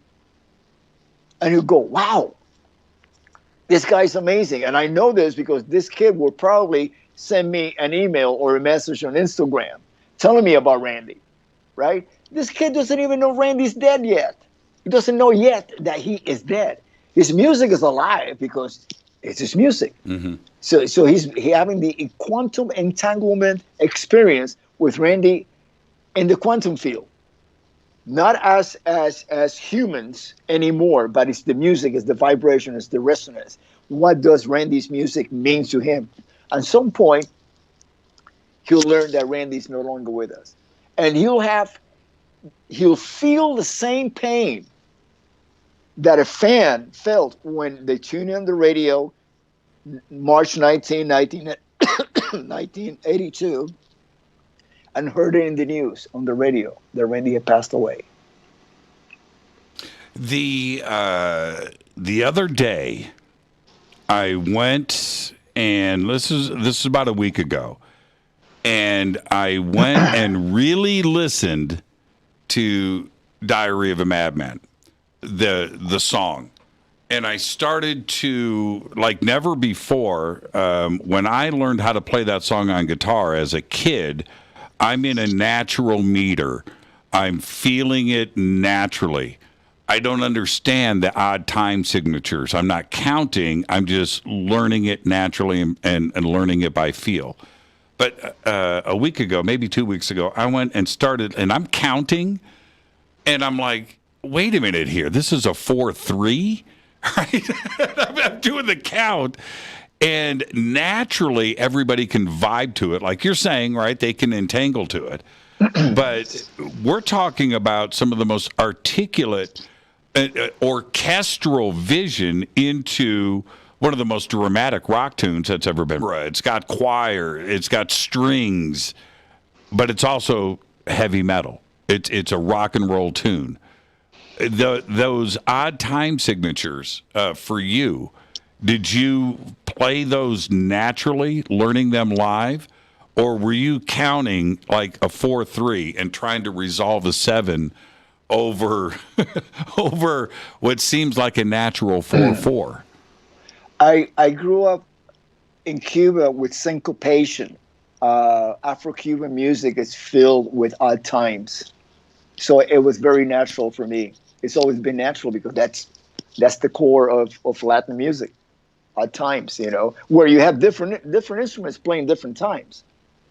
You have the clave playing one time, and then you got like the bass is doing a tumbao against the counterpoint. But when you were talking about listening to Diary and all of that, I want to share something with you. I put together a little workout room in my house, because of lockdown, they shut down all the gyms, and I needed to continue working out, and nothing fancy. And I always bring with me my iPhone and put in YouTube and my favorite records. And this time I decided to play Tribute. Oh, the Randy Rhoads Live, right? Right. I'm playing on the record. I'm there. I've been there. I was there when it was recorded on the same stage, right? But there's something about working out that you're just getting into that zone of like, you just listen to the music, you're working, and you're not like, I was in it. So I said, you know what? Let me go there. Let me go back. Sometimes I'll do that. I'll put myself on stage, and I'm listening to it. But I got to tell you, I started laughing and crying at how magnificent Randy was playing. It was like, oh my God, I was part of this. It wasn't like I was listening to me playing. I was listening to him. And it was like, I had to stop working out because I was so moved. I started crying. At first I started laughing at how ridiculously incredible it was. Because, he did the record, but every night when we play live, he took it to the next level. All his solos, his emotion behind every riff. It was like, oh my God, he's on fire. This is unbelievable. And I was there, So yeah, I get it when people hear it for the first time, because me being there, I was knocked out listening to it. There is for me. Oh, here, look at the camera. Is that a mahogany? Look at that baby, huh? Is that mahogany? This what is that? This is African zirconi. Oh, okay. But, wow, yeah, beautiful. Just hanging right here. There was you guys. Okay, I want to ask you first if you remember this. You have an incredible memory, but here's a test. On the Blizzard tour, I'm in high school. Okay, all right. And on the Blizzard tour, you guys were supposed to play Market Square Arena, and it got bounced down to this tiny little theater called the Circle Theater in Indianapolis. Yeah. Do you remember that gig? Yeah, I'll even give you more details. Okay. Up until that time, we were pretty much doing the theaters, and we had just Oh, by the way, that night and in Market Square Arena, you know who was actually playing across the street? Who? I was the Jacksons. There. The Jacksons. I was there. Yes. Okay, that's right. And I know because we finished our show, and we ran across the street, went into the Market Square Arena, and watched the last half of the show of the Jacksons. And they had the big spiders and all these mechanical things, you know. Right. And Sharon turns to us and says, "Oh, and they do not do an encore. They just finish the show, and that's it, the end of the show." And Sharon says, "That's a great idea. We're going to educate our fans, and we're going to do that. No more encores on the next tour." Isn't that okay? So Circle Theater. Yes. My 15-year-old ass. Was in the front row at the Circle Theater. And another piece of information you might not be aware of. Okay. By then we had done a King Biscuit and a Westwood One, and we did the last one we did in Montreal. Ozzy was not really happy with it, so they rescheduled to do another live show. That's the one for radio. It was at the Circle Theater. Shut up! Same night. Is that true? Yeah. I did not. Now that I did not know. Yeah. So you're saying that me screaming in the front row was broadcast? You're the guy yelling Rudy. I was Rudy. Okay, so the reason why I'm bringing this up, Rudy, is you remember how small and intimate that show was. And so as a fan, you've got that going. Small stage, Def Leppard opened. Do you remember that? Okay. Yeah. And so anyway, Randy was just making the waves in the guitar community. Everybody's waking up. And he came out, and at the Circle Theater, as you remember, you guys were right on the audience, right? It was this close. And his playing that night, Rudy, and I've never told you about this, was as a guitar player, and I'm listening, was so crystal clear. Every note of every song was played with intention. He didn't phone anything in, and there was no sloppiness. And that was the one thing that I learned. I walked away from that show that night going, you know what, I got to rethink what I'm doing here. Because every note of every song was played with intention. Every chord, everything. Did you pick up the same vibe? Was he like that every night? Oh, every night. And then some. And like I said, he was better the next day. He just kept growing. And it was like, oh my God. I mean, I heard things that Randy played backstage that the rest of the world would never hear. I heard it, because I was there. I heard things on stage that unless somebody comes up with a bootleg of that show on Diary of a Madman, nobody would hear it except for the people that were in the audience. It was stunning, and it just got more stunning every night. Because remember, Tribute was actually an early recording. there's a year, about 1 year more of Randy's growing as a musician from that tribute recording. Now, that ability for you that happened in 1979, when we moved the timeline up to that tragic day in 1982, did you have a vibe? Did you have any foreboding that something like this tragic was about to happen before it did? Maybe I did, but I did not recognize it.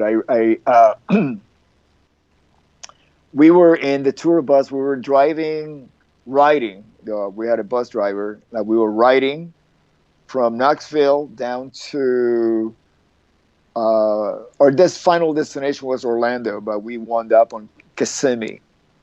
And on the tour bus, for some reason, they picked the movie Tora, Tora, Tora, about the Japanese. Right. The kamikaze fighters. And, I'm sitting there in the tour bus after the show, and I'm one of those guys who, I stay away from movies that would have a certain impact emotionally with me, horror movies and things like that, because I don't need them in my life. See, I believe that we are all, each one of us is an alternate reality.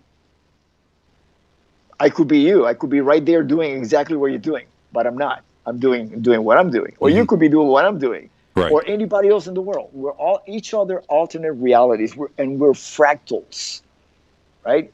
So I believe that information, thoughts from others that we take in, or stories that we read, we become that. We have the ability for that moment to become that, to be emotionally attached, that entanglement that we're talking about, right? So when I see something that is violent, like it's very hard for me to watch like an, let's say, UFC fight or boxing, or especially the ladies fighting, I go like, I don't react very well to it because I get too involved. You know what I mean? I feel it. I feel the pain. I feel the agony and all of that. And it's like, I don't want to go there. And so I retired that night to my bunk in the bus early because I was not interested in seeing a bunch of kamikaze flyers, colliding and crashing and all of that. And so that's what was going on. I will not be surprised if because as in the tour bus, whatever is being played, and usually the TV back in the day was right behind the bus driver. Right, right. Into the lounge, yes. In the front lounge. So I'm sure that the bus driver could watch the movie and hear about all those planes crashing and exploding and all that, and that might have some sort of influence. I mean, talking about the crash, I don't think we have enough time left in the show to really, get into all the nooks and crannies of all the details. But if there was some kind of a foreboding, it would have been the movie, experiencing the movie, to go in my bunk. The last time I saw Randy, we had arrived at the bus depot of the bus company. The company, the people that owned all those buses, they had a home with a landing strip in Kissimmee, Florida. It's a section where I believe John Travolta lives there. He's got his plane. There's it's a lot of people that near Clearwater. Yes. Yeah. And so Randy is yelling out for me and I open the curtain to my bunk, and I stick my head out, and Randy's standing right there at the doorway of the bus. It's about to step out of the bus. She's saying, "Hey, Rhoads, come on. We're going to go up on the plane and do this and that." And I'm like, I was raised in Florida. The last thing I wanted to do is like go on a Cessna and fly around where I grew up. I'm not interested. I just want to get some sleep, get to the hotel, get some breakfast, and lay by the pool. That was it, my day off, you know. So I declined, and it was the only thing that I've ever declined with Randy doing. I mean, we had a bunch of adventures on the road, but that was the only one. Then I close my curtain, go back to sleep, and I'm awakened. I'm awakened to the plane clipping the bus. With its wing, right. Yeah, the wing, yeah. I stood at the point of impact of the wing where it clipped the bus, and it was up to my nose, and I'm 5'10", so it must have been about 5'6" off the ground, 5'6" off the ground as it came perpendicular towards the bus. And yeah. You know, we've never talked about this before, and and I think about it now when his birthday, and I told the story on the air, Rudy, of the phone call that I got right in Indianapolis. I was at work, and a friend of mine called. His name was Randy, and Randy says, you know, this just happened, and all I remember was, and my story's not unique, right? I think that the music community all went through it at the same time, but I hung up the phone and I just stared. And to have somebody like that affect me, I didn't know him. You know, I hadn't met him. I saw a couple of shows, a couple of tours, but his music was inside of me, and it was harsh. It was harsh.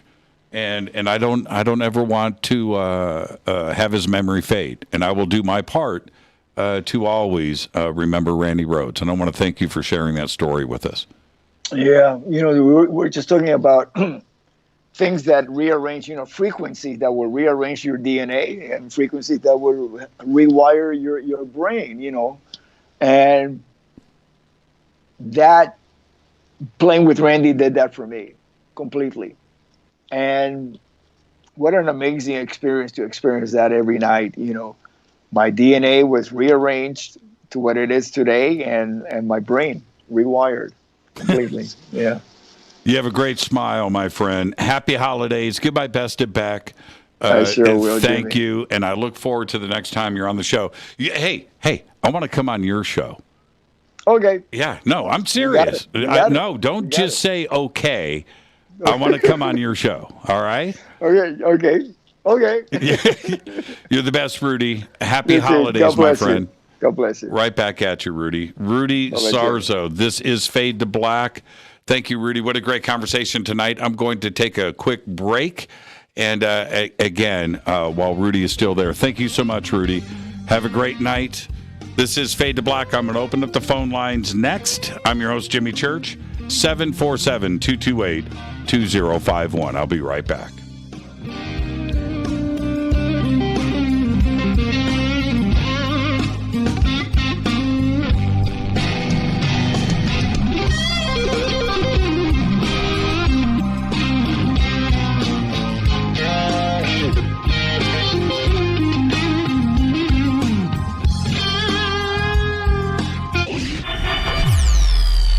Listening to Jimmy Church and Fade to Black on the X.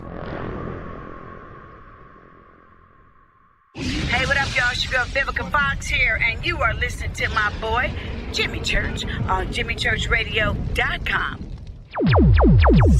Despite popular opinion, reading a book will not make you smarter. But listening to Jimmy Church will. This is Jimmy Church, and I personally invite you to the 2022 Conscious Life Expo this February 4th through the 7th, live at the LAX Hilton in Los Angeles, California. This year, we have the most exciting speakers, including Linda Moulton Howe, Jacques Vallée, Whitley Strieber, Adam Apollo, Billy Carson, Daryl Anka and Bashar, William Henry, Caroline Corey, Susan Slaughter, Daniel Brinkley, Sarah Breskman Cosme, George George Norrie, Gail Thackeray, and many, many more. I will be hosting all weekend long, including the keynote Ancient Secrets panel on Friday night, 5 vendor and exhibit halls, 3 floors of speakers, panels, and celebration. This is the biggest event of the year, and early bird passes are available now. Just go to ConsciousLifeExpo.com for the schedule, speakers, and information. That's ConsciousLifeExpo.com. This is Jimmy Church of Fade to Black, and I take Life Change Tea supplements every single day. It's what I do. Click on their banner at jimmychurchradio.com. Are you ready to read about true paranormal events? Unix Media publishes nonfiction books about UFOs, ghosts and haunted places, time anomalies, cryptid creatures, and more. Just like KUNXDB Radio, it's all about unexplained phenomena. Visit www.unxmedia.com to see our list of great book titles by Debbie Ziegelmeyer, Gene Walker, Devin Listrom, Wayne Lawrence, Bill Spicer, and yours truly, Margie Kay. That's unxmedia.com. When you take the beans from Central America with dashes of Indonesian and African mixed in and then roast it to the dark side of Fade to Black, you create the ultimate brew of fringe. Introducing the Fade to Black blend from Rivermoon Coffee. Yes, Rivermoon's darkest customized roast was created for the love of Fade to Black. The alchemy of masterful roasting and smoking the beans is in every sip of this full-bodied, dark Java. I need my coffee dark, deep, with distinct bittersweet chocolate highlights, just like the bunker. Leaning further into the darkness of the roast is Fade to Black blend from Rivermoon Coffee. Just click on the banner at jimmychurchradio.com and use the promo code F2B Blend for 15% off of your order today. This is Billy Carson with ForbiddenKnowledge.tv. Forbidden Knowledge TV has just reached its 1-year anniversary. That's right, 1 year. And as a show of appreciation, we are giving all new subscribers a free 30-day trial of ForbiddenKnowledge.tv. That's 30 days to binge watch thousands of movies, documentaries, conferences, workshops, lectures, yoga classes, meditation courses, and so much more. So log on to ForbiddenKnowledge.tv from your computer or mobile device, or get the Forbidden Knowledge TV app on Apple TV, Roku, Amazon, iTunes, or Google Play today, and use coupon code 30daysfree. That's coupon code 30 days free on ForbiddenKnowledge.tv today. Are you intrigued by Paranormal Talk Radio? You'll love the new Paranormal Radio app from TalkStream Live. You'll find a great selection of talk shows covering UFOs, ghosts, strange phenomena, and much more. Download the Paranormal Radio app now and start listening to the very best in paranormal talk entertainment, including the network you're listening to right now, the Paranormal Radio app, free in Google Play and the iOS App Store. This is Erica, Brittany, Gabby, and you're listening to JimmyChurchRadio.com. It's not a lifestyle we chose. We were born this way. This is KJCR at JimmyChurchRadio.com.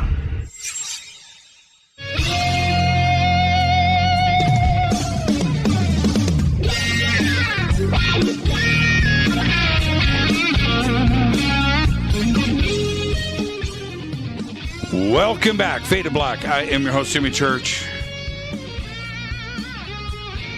Tonight's show is exactly why I do this. That was a great conversation. That was just an amazing, amazing conversation. And as long as we've known each other, Rudy and I, but we've never talked about this stuff.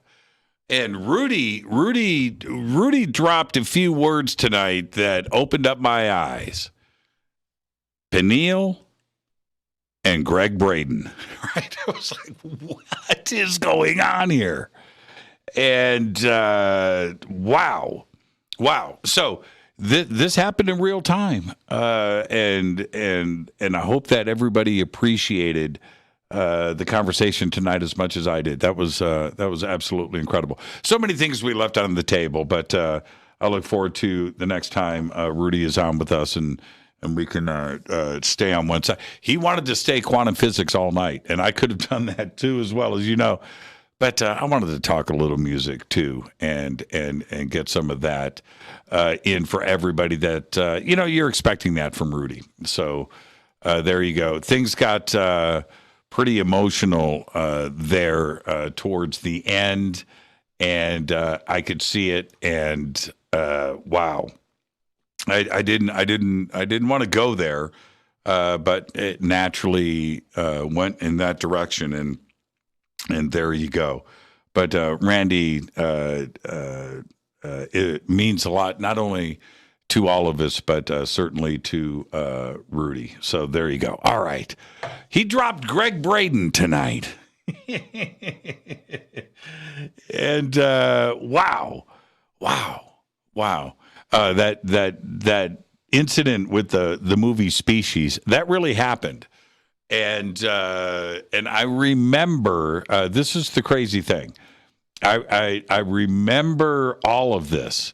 We started talking about UFOs and ET contact in the studio, and I didn't want to reveal too much about my research and what I was into at the time, but it just started going and didn't stop.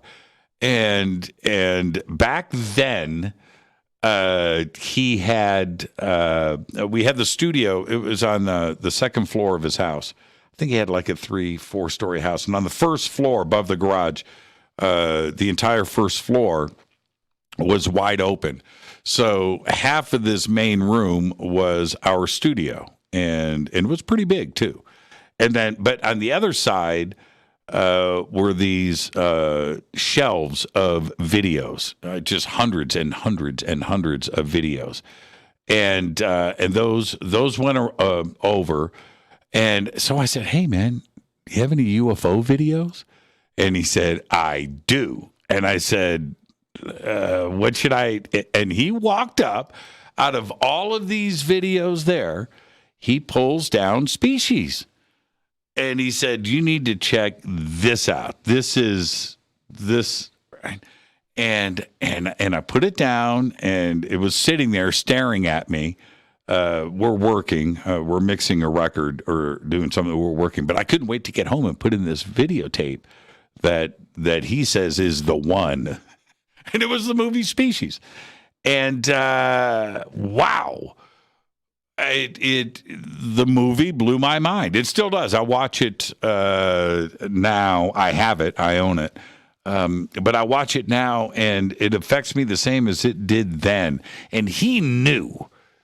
That's why I wanted to bring this up tonight. He knew the emotional side of ET contact in this movie and how it's presented there. He knew that. It was about the naked girls. That was pretty funny.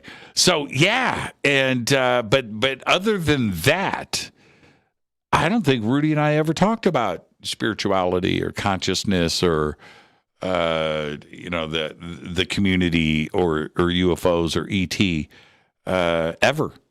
Not until tonight on this show and that videotape. So there you go. All right, I've got a bunch of calls on hold. Let's see who is up first. Hi, you're live on Fade to Black. Who's calling? You're live. Me Church. Yes, who's this? Okay, you got to. Thank goodness for Motorhead. What's your name? The Bill. This is the Bill. Again, yes, sir. Thank goodness for Motorhead. Why? They opened up for Ozzy on the Blizzard of Oz tour with your boy, and it was so freaking loud that people left, and I got up to like the third or the fourth row. And when Randy came out and Ozzy played on the Blizzard of Oz tour, it just, I was literally close enough I could reach up and touch Randy. Yeah, I had the same experience. I had the exact same experience. Bringing up the Circle Theater tonight and to have Rudy remember that. I've never told him I was at that show. And Yeah. in the front, when I say I was in the front row, I was I could have reached out on the stage and touched Randy's guitar pedals. I was that close. Yeah, that was so crazy because we were like in the 9th row or something, and a Motorhead was so loud that a lot of people left, and we were left, sitting there in the 2nd, 3rd row. It was so cool, and Rudy was amazing. Randy was quite obviously, impossible to even imagine. It was great. It was the most amazing show I've ever seen. My number one show ever. Yeah, I look at the Circle Theater show the same, the Bill. That show was a moment in time. There were so many magical things that happened. First off, Def Leppard, their first, their introduction to the United States, and they were kids at that time. They were like 18. Children. Yeah, 18 years old. And they were great. They were amazing. But there was that part of the show. But the other part, those early Ozzy shows, Ozzy's voice, his mindset, he was clear, and not only with his voice, but his performance. It was amazing. It was electrifying. And we hung out the night before the show, and he did a little appearance at a little record store here in Kansas City. And, we hung out the night before, and the show itself, I list it as my number one show that I've ever seen ever in my entire life. Yeah. And thank you for calling in, the Bill. So tonight must have been really cool for you, man, to have Rudy on with us. Oh yeah. Absolutely amazing. Rudy is my man, and Tommy Aldridge, and the guys were just amazing. Just amazing, and great show tonight, Jimmy. Thank you so much for putting it on. Yeah, thank you, Bill. And we'll see you tomorrow night. It's our 8th anniversary. So we'll see you tomorrow, man. Thank you so much. Yes, sir. Take care, buddy. It's time to fade to black. That was the Bill. Thank you, Bill. That's a great phone call right there. I mean, I think about that Circle Theater show so much because, and I talked about this last week or 2 weeks ago on Randy's birthday, that it's on the Circle in downtown Indianapolis. I never heard of it, the Circle Theater. But so we get there, we get it, and it's just a tiny little theater. I have no idea. I don't know if there's a balcony. I don't remember that. But it was very, very small, and I was excited about that. I thought, this is like being in a nightclub, and we've got Ozzy right here tonight. It was incredible. It was incredible. I was senior year in high school, so I was probably 16. Yeah, 16 years old. There was I wanted to mention this before I get back to the callers. So when I arrived in LA, I go to the Rainbow. This is 1984. And back then at the Rainbow, which was packed every night, but you would walk in, there was tables, but you would walk in this loop all night long, just this, and I'm in the loop. And sitting at this table is Quiet Riot right there, man. It's Frankie and Carlos and Rudy and Kevin, 4 of them sitting there by themselves, laughing and having a good time. And I went up and I introduced myself.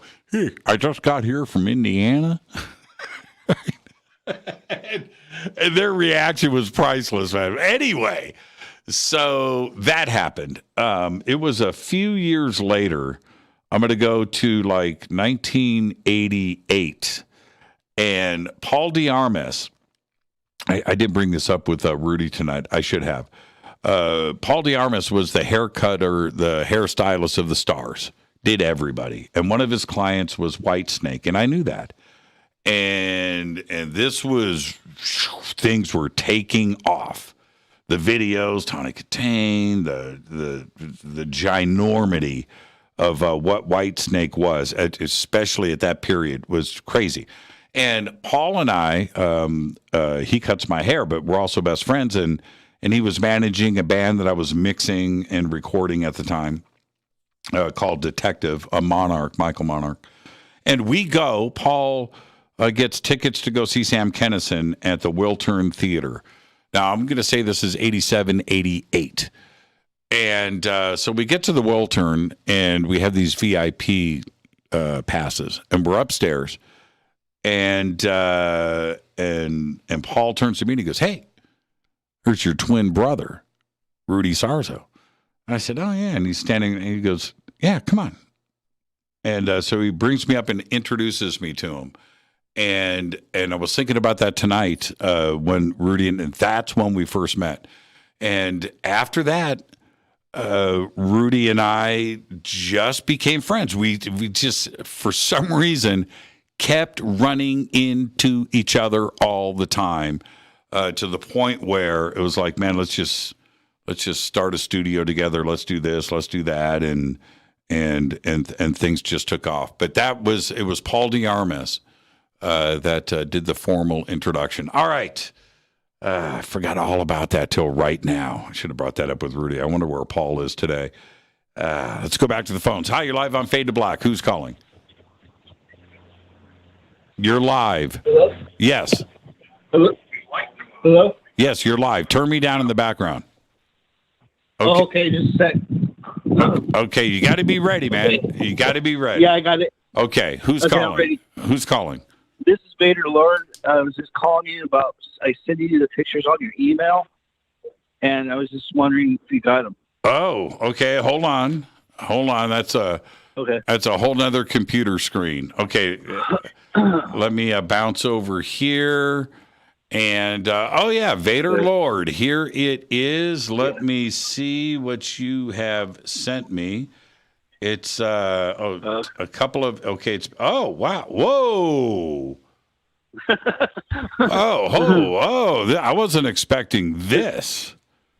Oh, that's tasty, man. Yeah, I do a lot of abstract, so. Oh, this is beautiful. You painted this. Yeah, I paint. Yeah. What is going? This is magnificent, man. Thank you. I got more stuff at my art studio in Santa Barbara. So what the hey? That is beautiful. Okay, so hold on a minute here, man. There's a lot going on in this painting. There's a lot going on. Yeah. Okay, so by the way, it's beautiful. It's absolutely stunning on every level. Has anybody seen this? Have you posted this? No, I post some stuff on Facebook, but it's really hard to do nowadays. I don't know why. Okay, so, I'm just wondering. Well, first off, I would love to post this, and so everybody would know what we're talking about. But let me get back to this. Let me get back to this painting here. Okay. It's totally 3D. It looks. Yeah. Now, I don't want to say any of the wrong words, okay? But it looks a little foresty. Okay. Yeah. All right. Yeah. I try to deal with a lot of colors at the same time. Right. Okay. So now you've got to. The colors are incredible, but in the middle, you've got this bright aquamarine. Small. It's a craft. I see that. But let's go all the way to the right. You've got something circular going on there. What am I seeing? Yeah. It's just something I do with abstract. I don't know exactly how to tell you it. It just comes naturally when it comes. Because it feels like a planet or two. Yeah. Wow, that's incredible. Yeah, this is amazing. Yeah. I mean, I get a lot of artwork sent to me, Vader. I do. Okay. I'm telling you right now, this is badass. This is incredible. Yeah. It lights up inside, but the bulb burnt out, and I can't figure out how to put a new bulb in there. Say what? So I can't. Well, there's a light in there that turns on with a switch, a round switch. Uh-huh. And so you need a new light bulb to put it in there. I don't know how to fixate to put a light bulb in there. Okay. And what would illuminate with? Okay, so what's going on? I realize that this is abstract, but in the middle you've got this. I don't know what color you would call this, aquamarine, turquoise, but you've got this pattern that's going on in the middle too as well. And I know this is abstract, but was that intentional? Yeah, because of the lighting, I guess that adds to it. Right. Because of the blue. Because I painted over it. See, I bought this thing, and I painted over it, thinking that it would make it a little better than what before it was. So, anyway. Man, this is great. How long does it take you to do something like this? It looks hours. Intense. Yeah, it took hours. I'm really good on glass, but at the same time, that's kind of like glass. It's just a big, huge picture. It's heavy. Yeah. And I have it on my microwave, and I have a lot of other stuff on glass, but yeah, that's the strangest one I've done so far since when I was on lockdown for the COVID thing. Right. That's when the magic happens, man. This is incredible. Yep. This is you need to. So where can I see more of your artwork? Well, off of Facebook, but I go by a different name on Facebook, which is Tony Schultz. Okay. SHULTZ. And I've been doing art pictures, photography and all that for years. And I seem to get the right pictures, but I can't put them together because they're so spread out on Facebook. Okay, I found you on Facebook. Oh, okay, here we go. All right, so you follow me on Facebook. Okay, there we go. Yeah. Okay, I'm looking at your... Man, you're good, man. Yeah. Wow. Yep. Wow, this is tasty. So it's not Vader. It's not Vader, it's Tony. Now we know. Yeah. Oh, this is good stuff, man. I'm very impressed. Thank you. I am very there's impressed. Stuff that goes back since 2008, since I started it, and that's pretty far.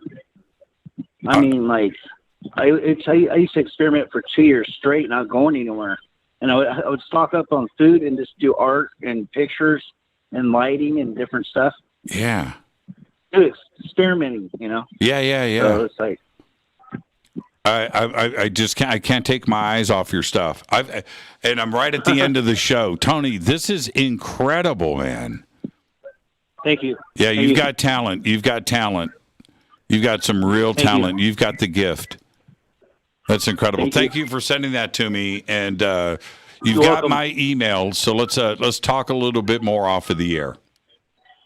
Okay. All right. Thank you so much, just Tony. Let me know. And I'll see you tomorrow night. I'll see you tomorrow night right here, man. Thank you so much. Yep, right. Okay. Bye. Thank you, Tony. That's Vader Lord from the chat room, and Tony Schultz over on Facebook. Go and look at his artwork. That's incredible. The image that he sent to me was not on his Facebook page. So only I got to enjoy that. That's incredible. Tony, you've got the gift, my man. That is absolutely stunning. This is Fade to Black. I am your host, Jimmy Church. What a great week on the show. I want to thank Rudy Sarzo for coming in tonight. It's always a great night on Fade to Black, but tonight was extra special for me. That was an incredible conversation. Thank you so much, Rudy. Fade to Black is produced by Hilton J. Palm, Renee, Dennis, and Kevin. Announcers are Steve Harder, Gene Vitoa, Mark D. Kovar. Webmaster is Drew the Geek. Music, Doug Aldrich. Intro, Spaceboy, spaceboymusic.com. Fade to Black is produced by KJCR for the Game Changer Network, and this broadcast is owned and copyrighted 2021 by Fade to Black and the Game Changer Network, Inc.